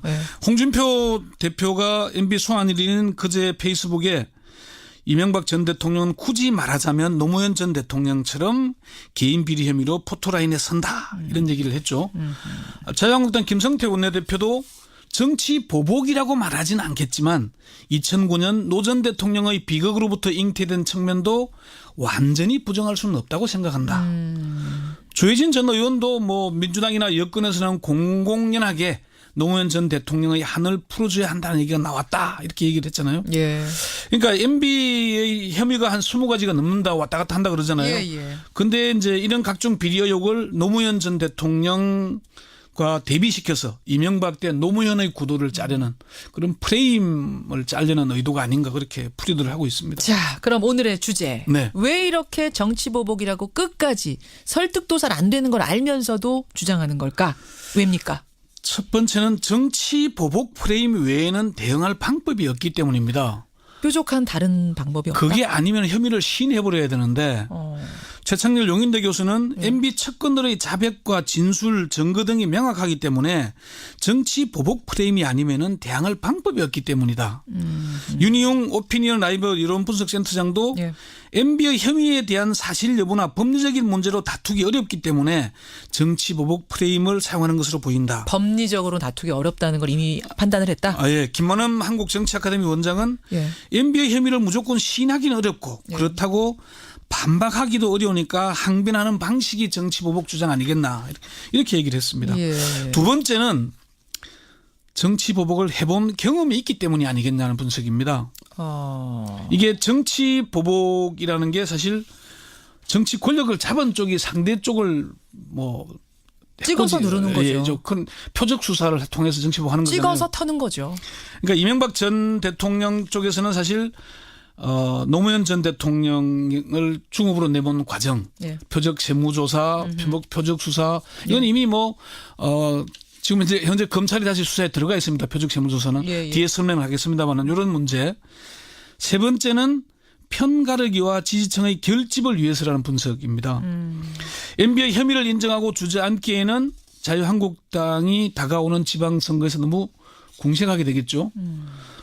자유한국당 홍준표 대표가 모든 것을 지방정부 장악을 위한 6.13 지방선거용으로 국정을 몰아가고 있는 문 정권을 보고 있노라면은 이 나라의 미래가 참으로 걱정된다고 밝힌 대목이 시사하는 바가 참 큰 겁니다. 김동영 한국사회여론연구소 기획실장은 노무현 전 대통령을 소환하는 건 지지층을 결집하려는 의도다. MB 수사가 노 전 대통령 죽음에 대한 안갚음이라는 인상을 주기 위한 것이다. 노무현 이름을 꺼내는 순간 이명박과 노무현 대비된다. 이런 얘기죠.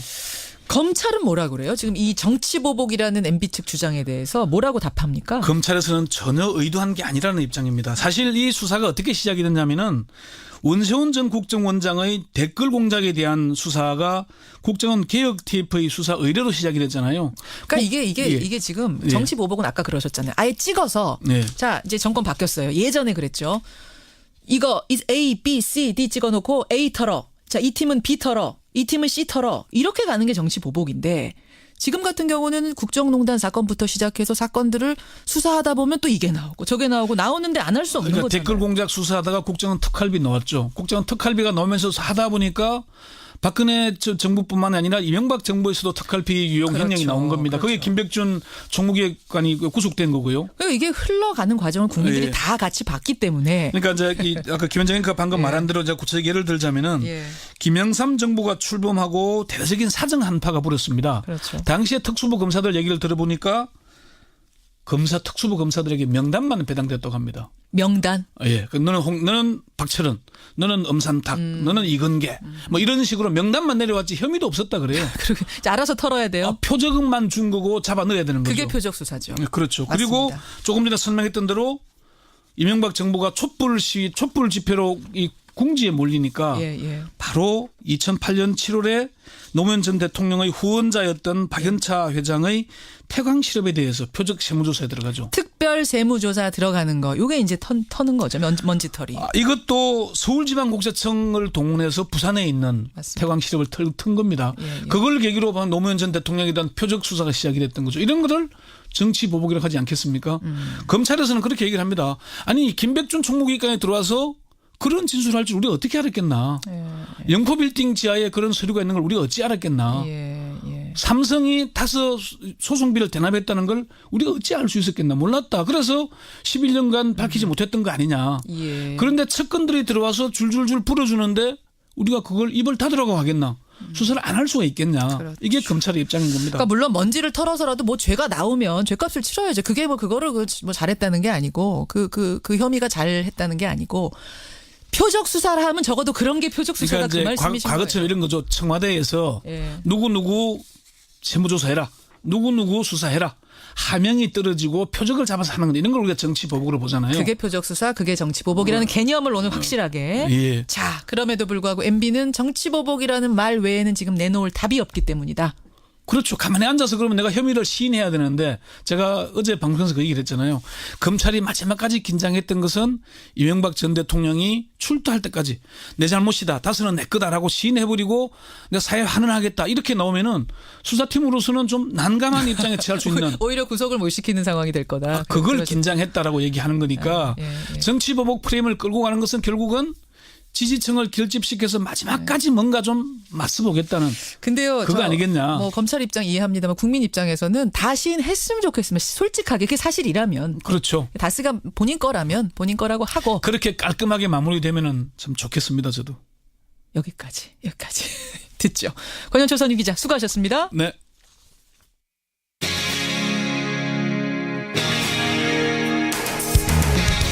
여러분께서는 지금 CBS 라디오 김현정의 뉴스쇼를 함께하고 계십니다.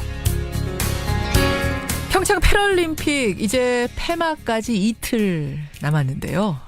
일명 오벤져스라 불리는 우리 휠체어 컬링팀이 오늘 준결승전을 앞두고 있습니다.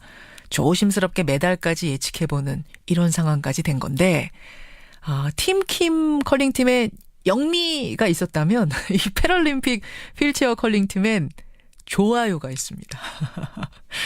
이 팀의 유일한 여자 선수죠. 팀 내 첫 투구를 담당하는 리드 역을 맡고 있습니다. 박민자 선수. 오늘 화제 인터뷰에서 직접 만나보죠. 박민자 선수 안녕하세요. 예, 안녕하십니까. 박민자입니다. 4강에 안착해서 오늘 준결승을 앞두고 있습니다. 네. 축하드려요. 네네, 고맙습니다. 어제 오전 그 영국하고의 경기는 정말 다진 줄 알았던 걸 마지막에 역전하셨어요. 네, 그렇습니다. 연장 동점에서 마지막에 성공해서 경기를 끝냈습니다. 아니 저 컬링에서 영미 외치는 게 있다면 우리 방 선수는 좋아요 이러시더라고요. 네. 예, 어제는 얼마나 좋으셨어요? 많이 좋았는데 근데 이제 저도 그 좋아요 하면서 저 역시도 업이 되기 때문에요. 예, 그냥 많이 외치고 있습니다. 좋아요 그거 저 오리지널로 한번 들을 수 있습니까? 좋아요? 네, 좋아요. 잘 가고 있어요. 막 이렇게. 예, 그렇습니다. 좋아요. 듣기만 해도 기분 좋아지는. 저도 모르게 나오는 소리입니다. 그냥. 그런 거군요. 네. 우리 휠체어 컬링팀 5명입니다. 별명이 오벤져스. 네. 왜 오벤져스예요? 저희는 지금 각자 5명 선수가 각자 성을 가지고 있어서요. 저희가 5성 오벤져스로 저희가 이제 그 팀을 그렇게 하고 있었습니다. 네. 팀 킴이 다 김씨 성이어가지고 네. 해외에서도 화제가 됐잖아요. 저 사람들 다 시스터 아니야, 자매들 아니야, 뭐 이랬던 것처럼. 네. 우리는 5명이 성이 다 다릅니다. 5성 벤져스. 네. 그래. 박민자, 서순석, 정승원, 차채간, 이동하 선수까지. 예. 사실은 이 컬링이라는 게 이번 올림픽 전까지는 상당히 낯선 종목이었거든요, 국민들한테. 네, 그렇습니다. 처음에 어떻게 시작하셨어요, 방 선수? 팀 하계 종목에 그 럼볼링을 하고 있는 게 그 동료가 컬링이라는 거를 소개를 해줬어요. 한번 해보지 않겠냐고. 롬볼이라는 걸 하고 계셨는데. 빙상에서 하는 거기에서 스톤끼리 부딪히는 소리가요. 네. 굉장히 저는 경쾌하게 들었어요. 그래서 저거다 아주 그냥. 그래서 즉시 저는 거기서 하겠다라고 해서 컬링을 시작하게 되는 계기가 그렇게 됐었습니다. 쾅 하고 탁 하고 부딪힐 때 그 경쾌한 소리. 예. 근데 우리 이제 박민자 선수는 사실은 휠체어를 타고 계신 하반신 장애가 있는 분이니까 예. 처음에 어떻게 운동을 시작하게 됐을까 자체도 좀 궁금해하는 분들이 많으세요. 네. 선천적인 장애가 아니라 후천적인 사고로 얻은 장애신 거죠? 예, 저도 이제 93년도에 제가 교통사고를 당했어요. 네, 여름 휴가차 이제 강원도로 갔다 돌아오는 길에 사고를 당했어요. 아이고. 예, 그래서 제가 장애를 받아들이지를 못해서 한 10여 년을 그냥 집에서 그렇게 생활을 보내고 있었던 중에 직장 생활을 하면서 활발하게 활동을 하시던 여성이 그냥 아예 세상과 어떻게 보면 담을 쌓고 지내신 거네, 한 10년은? 예, 전혀 다른 세상을 살아야 되는 준비를 제가 못해가지고 시간을 좀 많이 걸렸던 것 같습니다. 뭐 하면서 10년 동안을 집에서만 보내셨어요? 저는 십자수를 접하게 됐어요. 집에 있으면서. 아니 그러면 조용히 앉아서 차분하게 십자수를 하시던 분이 예. 어떻게 운동을 해야겠다라고 확 바꾸신 거예요? 거기에 뭔가에 몰입하지 않으면 안 되던 시기를 그렇게 보냈던 것 같고요. 예. 그러고 나서 이제 밖으로 나와서 복지관 나가면서 동료 만나면서 운동을 시작해 보니까 전혀 다른 세상이 있는 거예요. 예, 그래서 바깥에 나오는 게 너무 좋아서 이제 운동으로 이제 전향을 해서 완전히 운동 쪽만 하고 있는 거죠. 슬럼프에 빠지거나 그런 적은 없으셨어요? 제가 이렇게 바로 코앞인데도 제가 올라갈 수 없는 상황에서 밑에 그대로 있어야 되는 그런 상황들, 턱 높이를 넘지 못해서 하는 모든 상황들에 제약받는 부분들에서는 장애 한계를 느꼈던 시기였던, 그런 게 느껴지는 거죠, 그때. 운동을 하면서는 어떠셨어요? 항상 좋은 일만 있진 않았을 텐데. 운동 경기를 하다 보면 잘 됐을 때, 안 됐을 때, 감정이 많이 왔다 갔다 하죠. 그렇죠. 그런데, 예, 잘 됐을 때 생각하면 그냥 운동이 그냥 막연히 그냥 좋아서, 예, 그냥 장애를 잊고 살 정도로 저는 운동이 좋습니다. 아니, 저는 갑자기 가족들 생각이 드는데, 10년 동안 집안에 콕 박혀서 그 활동적이던 사람이 집안에만 있을 때 그걸 바라보는 가족들 심정이 어땠을까? 그래서 돌이켜 생각해보니까 굉장히 힘들게 제가 했던 부분인 것 같기도 해요. 민자야, 너가 그때는 내 딸이지만 너 그때 민자가 아니었다, 이렇게 해주시더라고요. 그러던 민자가 네. 이제는 운동선수가 돼서 올림픽 나가서 지금 메달까지 코앞에 두고 있는 걸 보면서는 얼마나 좋아하세요? 너무너무 좋아하세요. 예. 어렵게 고생해서 고생 많다 그러세요. 그러면 아니 제가 좋아서 하는 건데 재밌어요 엄마 재밌어요 이러고 있는데 굉장히 좋아하시고 기대를 이제는 하고 계십니다. 네. 아유 우리 엄마 생각해서라도 이번에 좀 메달 하나 턱 받아가지고 걸어드렸으면 좋겠는데요. 네 반드시 그렇게 하고 싶습니다. 제 소망이기도 하고요. 목표는? 목표는 금메달입니다. 금메달? 네. 제가 팀 목표는 동메달이라고 들었거든요. 솔직히 말씀드리면. 예, 이제는 금메달입니다. 이제는 네. 자, 일단 박수부터 보내겠습니다. 네, 감사합니다. 박민자 선수 진짜 꼭 부담 드리는 건 아니고 꼭 아닙니다. 이왕이면 금메달 따서 어머님한테 탁 목에 걸어드리면 네. 와, 뭐라고 하실까요? 많이 지금 기다리시고 계실 것 같아서 빨리 금메달 따면 엄마한테 먼저 연락해드리고 싶어요. 걸어드리면서 뭐라고 말씀하시겠어요? 엄마 부모님한테는 항상 죄송하죠. 그래서 엄마 죄송합니다 하고 싶어요. 그렇게 제가 많이 아프게 해드렸던 부분이 많거든요. 예. 죄송합니다. 근데 죄송하다는 말씀 안 하셔도 될 것 같아요. 그럴까요? 지금 충분히 효녀시고요. 네. 박민자 선수로 인해서 이 세상에 많은 장애인들 또 다른 이유로도 시름에 빠진 많은 분들이 희망을 보는 거거든요. 훌륭한 분이 되신 거예요. 이건 부모님 보시기에도 얼마나 기쁜 일입니까? 예. 이제 자랑을 하신다고 그래요. 이제는 동네 어르신들 만나도 이제 우리 민자가 이러신다고. 예. 아유, 꼭 원하는 메달 따시길 바라고. 예, 그렇게 되면 좋겠습니다. 네. 저 TV 보면서 열심히 응원하겠습니다. 화이팅하세요. 예, 고맙습니다. 고맙습니다. 우리 패럴림픽 휠체어 컬링팀의 유일한 여자 선수예요. 박민자 선수 만났습니다. 오늘은 경기 2개를 소개하면서 인사드리죠. 테니스의 정희연 선수 오전 10시에 페더러와 재대결 같습니다. 그리고 패럴림픽 휠체어 팀, 오전 11시군요. 그리고 휠체어 컬링팀은 오후 3시 반부터 준결승전. 이거는 KBS, MBC, SBS 다 중계가 된다니까요. 뜨겁게 응원하죠. 고맙습니다.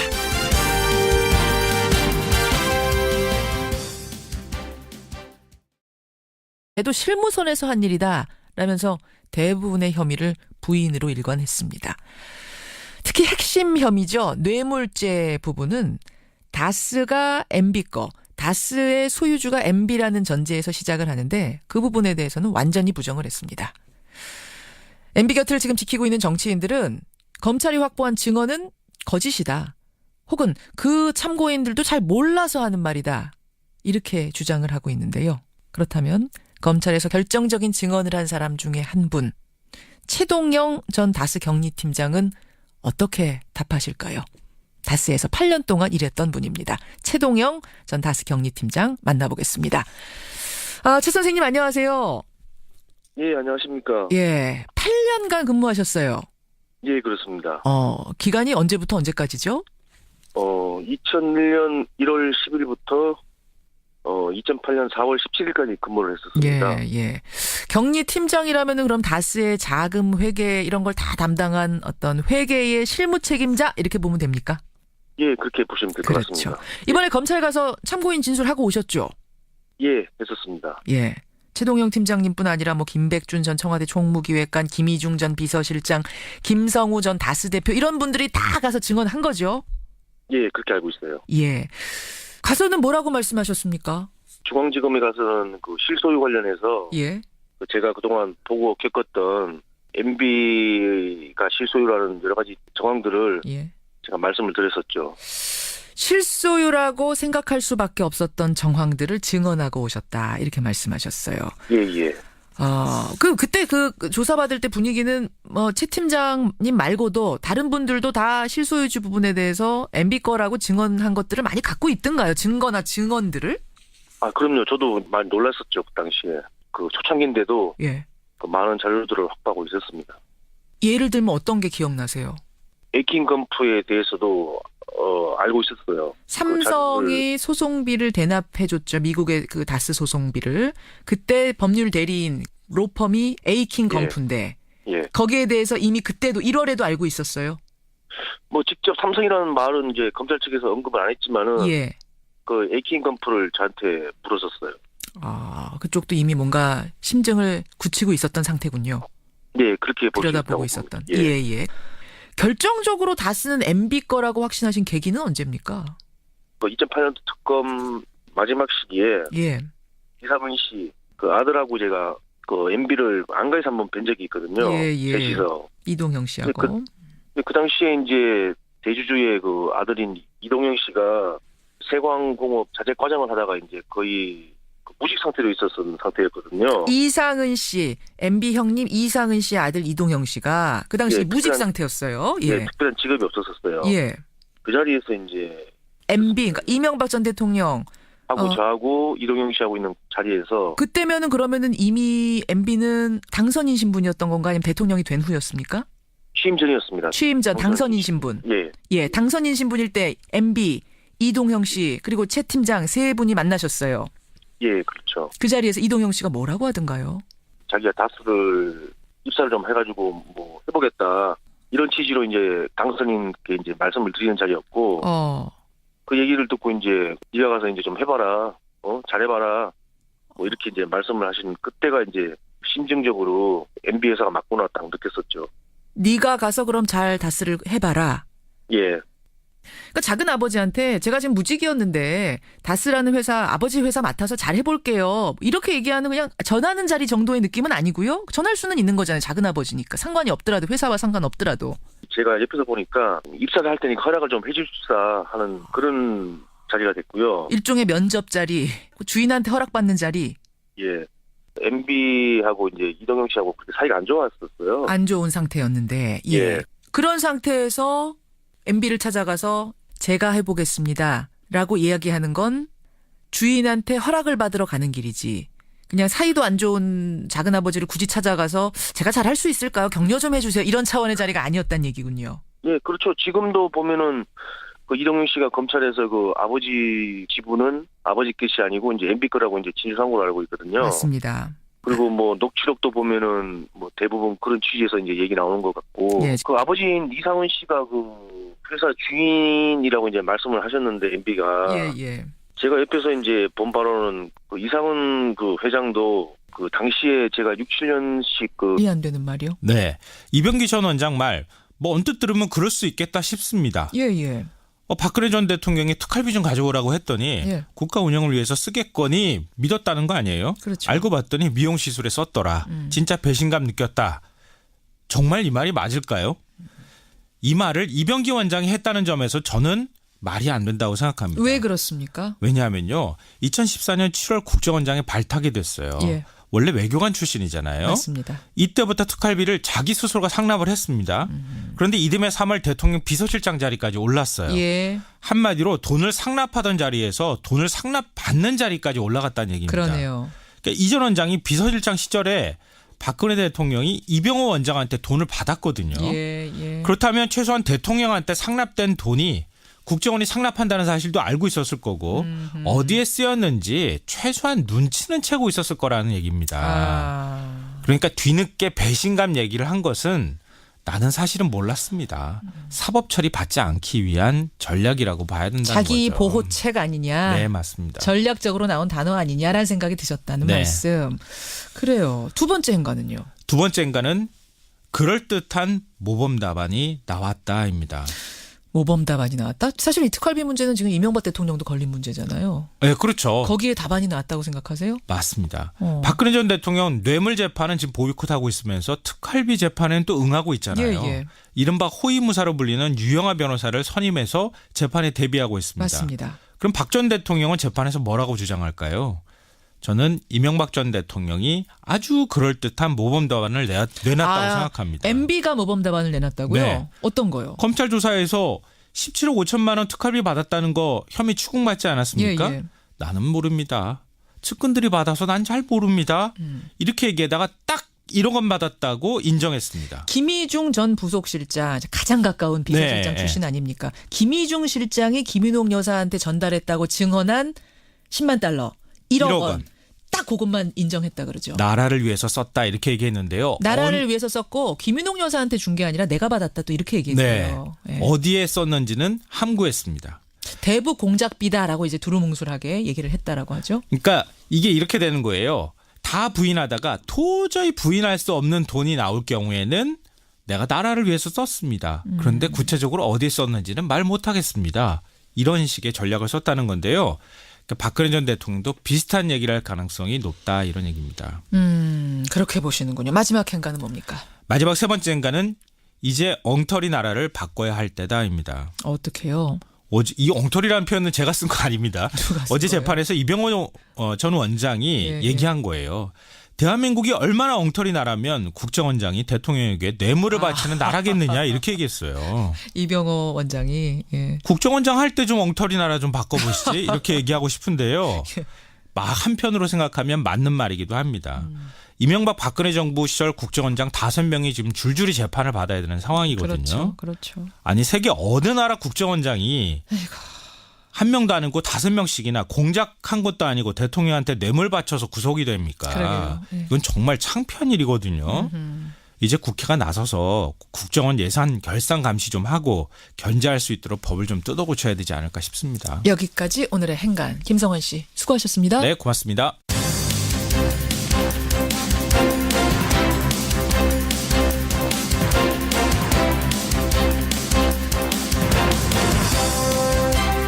김현정의 뉴스쇼 2부 출발합니다.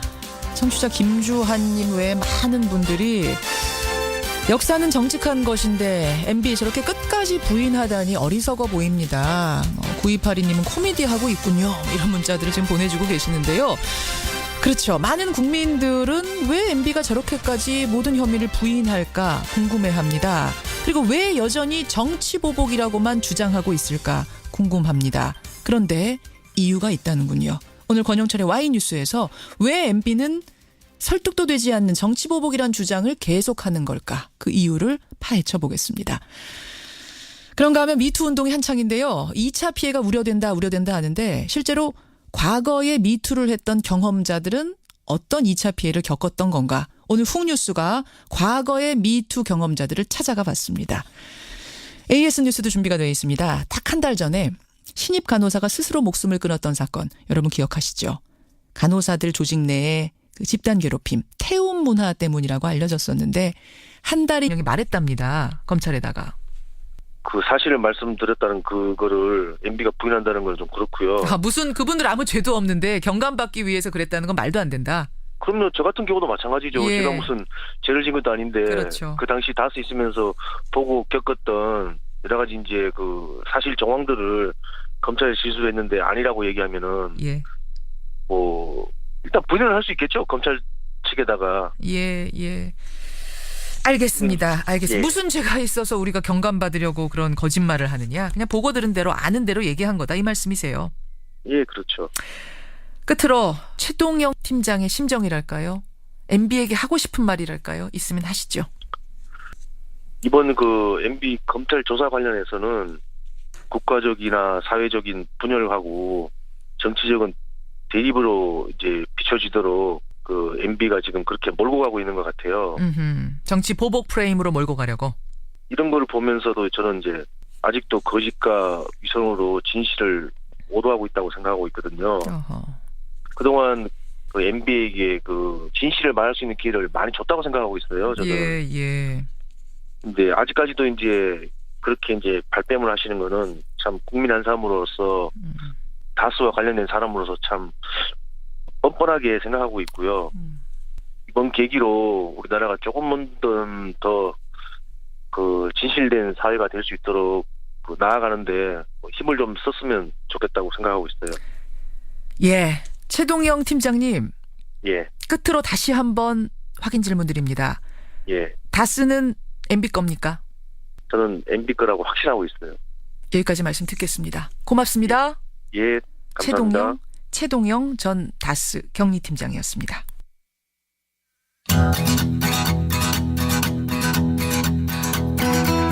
김현정의 뉴스쇼는 청취자 여러분의 참여로 이루어집니다. 트위터, 페이스북, 레인보우 게시판, 그리고 단문 50원, 장문 100원의 유료 문자 샵 1212, 우물정 1212 통해 참여하실 수 있습니다. 김현정의 뉴스쇼, 여러분과 함께 만듭니다.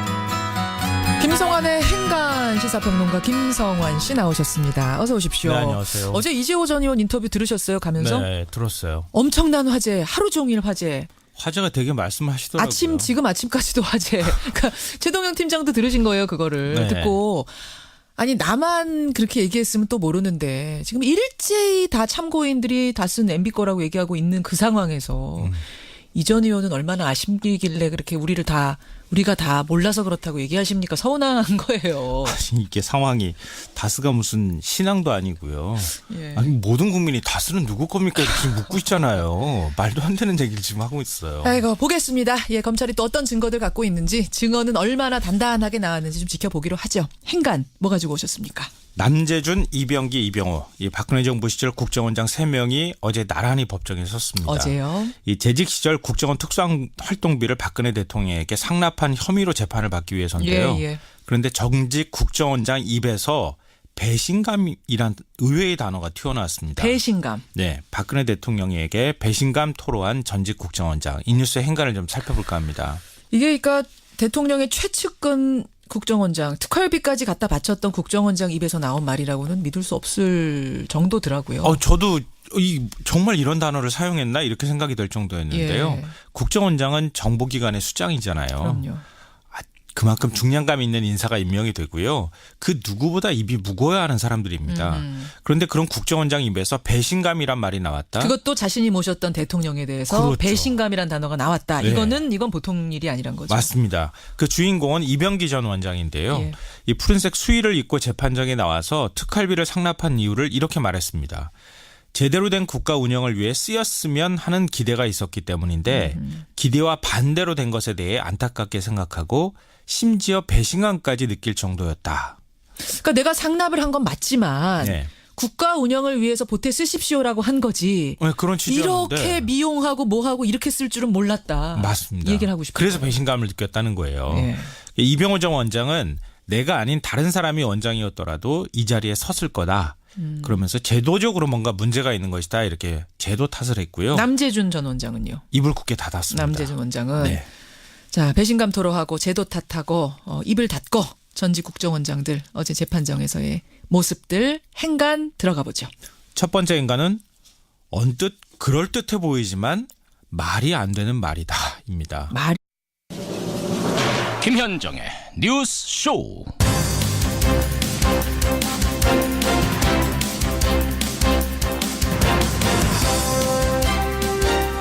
우리는 무역에서 돈을 잃고 군사에서도 돈을 잃는다. 주한미군 3만여 명이 있는데 무슨 일이 일어나는지 보자. 트럼프 대통령의 말입니다. 애청자 여러분 안녕하십니까. 한미 FTA 3차 개정 협상이 밤사이 워싱턴에서 시작됐습니다. 그런데 협상이 시작되기 전에 한 행사장에서 트럼프가 이런 말을 한 겁니다. 주한미군 3만 명이 있는데 무슨 일이 일어나는지 보자. 결국 이번 FTA 협상에서 주한미군 철수라는 카드까지 활용하려는 게 아니냐 의심스러운 대목인데요. 백악관은 꼭 그런 건 아니란 식으로 애매하게 손을 저었습니다만 협상의 달인 사업가 트럼프라면은 못 내밀 카드도 아닌 것 같아서 걱정입니다. 그렇다면 과연 우리는 어떤 카드를 내야 하는지, 절묘한 카드를 가지고는 있는 건지, 정말 무엇을 꺼낼지 신중한 고민이 필요해 보입니다. 김현정의 뉴스쇼 출발합니다.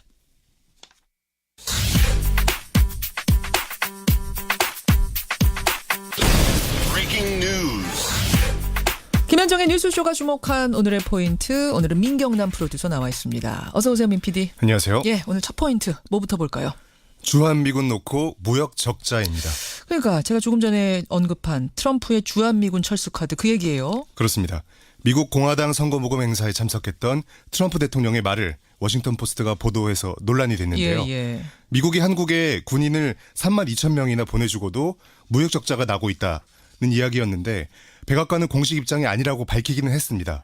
하지만 미국과 한미 FTA 3차 협상을 진행하고 있는 우리 입장에서는 부담스러운 얘기입니다. 당연하죠. 지금 트럼프 대통령이 한 말인데 그 트럼프 대통령의 내심에는 지금 그 말이 있다는 거 아닙니까? 그렇습니다. 지금 안보까지 거론을 시키고 있는 거예요. 네네. 이런 가운데 남북 정상회담에 대한 본격 준비는 오늘부터 시작이 되죠. 그렇습니다. 남북 정상회담 준비위원회가 구성은 어제 완료가 됐습니다. 예. 임종석 대통령 비서실장이 위원장, 조명균 통일부 장관이 총괄 관사를 맡았는데요. 예. 오늘 오후 3시에 첫 전체회의를 갖고 정상회담 의제 등을 논의할 예정입니다. 본격적인 궤도에 오르게 되는 거죠. 혹시 뭐 북미 회담, 남북 회담 이런 것까지 이 FTA에 연계시켜서 딜하려고 하는 건 아닐까? 저는 그런 카드까지도 아주 염두에는 좀 두고 있어야 되는 게 아닌가, 우리가 대응할 때 있어서 그런 그렇습니다. 생각까지도 듭니다. 다음 포인트 가죠. 강원랜드 부정합격자 해고입니다. 공공기관 채용 비리의 대표적인 사례로 꼽히는 곳 강원랜드, 결국 대규모 해고가 이뤄졌습니다. 네, 대규모 부정채용 문제가 본격적으로 공론화됐던 건 작년 9월 무렵이었습니다. 예. 채용 비리를 통해서 강원랜드에 부정으로 합격한 226명 전원에 대해서 어제 문재인 대통령이 직권 면직, 사실상 해고를 지시했습니다. 226명 전원에 대해서. 그렇습니다. 먼저 해고부터 하고 추후에 소송이 벌어질 경우에는 개별적으로 대응한다는 방침인데요. 예. 다만 당시 시험 성적 자료가 남아있질 않다 보니까 탈락자 구제는 어려울 듯합니다. 그때 탈락한 사람들의 구제는. 그렇습니다. 그야말로 특단의 조치를 내놨네요. 근데 공공기관 부정채용 사례가 여기뿐만이 아니잖아요. 네, 그렇습니다. 정부 산하 공공기관 총 275개 중에 지금까지 257곳, 그러니까 대부분에서 채용 비리가 적발이 됐고요. 예. 부정합격자 2천여 명 중에 2천여 명이 현직에 재직 중인 것으로 알려져 있습니다. 네. 강원랜드가 이번에 선례가 돼서 이들에 대해서도 면직 조치가 이루어질지도 주목이 됩니다. 마지막 포인트 하나만 짧게 볼까요? 네. 스포츠 이야기인데요. 한국 테니스 정현 선수가 BNP 파리바 오픈 8강에 진출했습니다. 8강에 진출했어요? 그렇습니다. 게다가 그 상대는 다름 아닌 세계 최강 페더러입니다. 또 페더러입니까? 네. 2달 만에 소력전인 셈인데요. 예. 오늘 오전 11시에 중계가 됩니다. 예. 그리고 팀킴의 뒤를 잇는 오벤져스 휠체어 컬링팀의 평창 패럴림픽 4강 경기도 오늘 오후에 이루어집니다. 휠체어 컬링팀 오늘 4강 도전하는데요. 사실 여기는 지금 메달도 바라보고 있는 팀인데. 맞습니다. 오늘 화제 인터뷰에서 홍일점이자 박민자 선수 만나보겠습니다. 수고하셨습니다. 감사합니다. 저는 오늘 참담한 심정으로 이 자리에 섰습니다. 국민 여러분께 심려를 끼쳐드려서 대단히 죄송합니다. 이 전 대통령은 긴 시간 조사를 받았지만 혐의 전반에 걸쳐 모르쇠로 일관했습니다. 이명박 전 대통령 지난 수요일 검찰에 소환돼서 장시간 조사를 받고 나왔죠. 검찰이 수사 내용을 토대로 결정적인 증언을 제시를 했지만 여전히 MB는 나는 모르는 일이다. 설사 있었다 해. 다스 본사에 근무하면서 따로 그 격리 팀장으로서 회장님께 뭐 재무나 격리 쪽이나 이쪽으로 해서 보고 드린 적이 거의 없어요. 6, 7년 동안 거의 없다고요? 예. 그럼 누구한테 보고하셨어요? 주로 저는 이제 김성우 사장이나 고승호 전무 쪽이거든요. 그럼 그분들이 갔다가 또 회장님한테 이렇게 결제한 건 아닐까요? 아니요. 다스는 이제 공동대표이사 체제라 가지고 그 은행권이나 효력 있는 그 서류를 제출하려면은 도장을 두 분 걸 다 찍어야 됐었어요. 법인 인감이 2개였거든요. 공동대표이사라서. 근데 그 도장도 김성우 사장이 2개 다 갖고 다녔었어요. 아예 이상은 회장 도장까지 가지고 그냥 찍고 다녔어요. 이상은 회장은 출근 안 했단 소리네요. 업무에 손 안 댔단 소리네요. 안 나오실 때도 많고요. 경영에는 거의 신경 안 쓰셨어요. 알겠습니다. 제가 이제 옆에서 보더라도 좀 회장님 직함에 맞지 않는 그런 쪽이었었던 것 같아요. 그렇군요. 근데 이명박 전 대통령은 이번 검찰 조사에서 이 다스 관련된 거는 완전히 부정했답니다. 설립 과정에 도움을 줬을 뿐이지 형님 거다, 이상은 씨 거다 이렇게 말을 했다는데요. 저는 그렇게 보진 않고요. 그 당시에 또 이제 그 이상은 회장이 직접 얘기한 게 있는데 저한테 뭡니까? 당시에 그 현대건설에서 그 이력서를 이렇게 촘촘히 이제 꼼꼼히 이제 보시고 난 다음에 MB가 그 김성호 사장을 그 데려와서 만든 게 그 다스라고 이렇게 직접 말씀을 하셨거든요, 저한테. MB가 김성우 사장을 현대건설 사람 중에 괜찮은 사람 뽑아가지고 데려와 만든 게 다스다. 그렇게 말씀하셨어요, 저한테. 아니, 뽑는 데만 도움 줬다 이런 의미가 아니었어요? 아니죠. MB가 직접 뽑아서 데려와서 이제 자기가 만들었다. 방점을 이제 뒤에 찍는 거예요. MB가 만들었다. 그런 거. 그 이상훈 회장이 저한테 이제 그 얘기를 한 서너 번 하신 것 같아요. 회사 다니면서도. 서너 번 들으셨어요. 다스는 MB가 만든 거야. 김성우 사장도 직접 뽑아가지고 앉힌 사람이야. 이렇게. 그렇게 말씀을 서너 번 하셨어요. 아니 그런데 왜 지금 그러면 MB는 그거 내 거 아니다. 이렇게 완전히 혐의를 부인하고 있을까요? 그래서 제가 생각하기에는 이제 다스가 이제 MB 소유가 되면은 그 자회사였던 홍은프레닝 은평 뉴타운 지정에서 이제 건설했던 그런 그 내부 정보를 이용해서 그 수익을 얻었던 그것도 문제가 좀 될 것 같고요. 이제 서울시장 때였으니까. 넌 이제 모든 게 시작점은 다스로부터 시작되는 거잖아요. 그렇죠. 지금 핵심 죄인 뇌물죄, 뇌물 혐의는 다스가 MB 거다라는 거에 기초해서 나온 혐의들이거든요. 문제가 되니까 다스는 이제 본인이 아니다 하고 이제 부인하시는 것 같아요. 조금 전에 말씀하신 그 홍은프레닝은 여러분 혹시 헷갈리시는 분들이 계실까봐 제가 설명을 해드리자면 홍은프레닝이라는 곳이 뉴타운 그 건설 계획 나오고 나가지고 그야말로 대박 맞은 회사 아닙니까? 거기에 투자해가지고. 그렇죠. 다스가 이제 그 직접 투자를 못하니까 서울에 있는 그 부동산 개발회사 그렇죠. 그 5천만 원을 인수해가지고 이제 시작된 거죠. 그렇죠. 그게 이제 홍은프레닝이 결국은 다스랑 연관된 회사인데 홍은프레닝이 어떻게 뉴타운 그 정보를 미리 알아가지고 그렇게 대박을 냈겠느냐? 결국은 이명박 전 대통령을 통해서 정보가 미리 새나간 거 아니냐? 이 얘기까지 확산될 거란 얘기군요. 그렇죠. 알겠습니다. 이런저런 것이 다 걸리다 보니까 결국 MB는 지금 뻔한 거짓말을 하고 있는 게 아니냐 이 말씀이세요.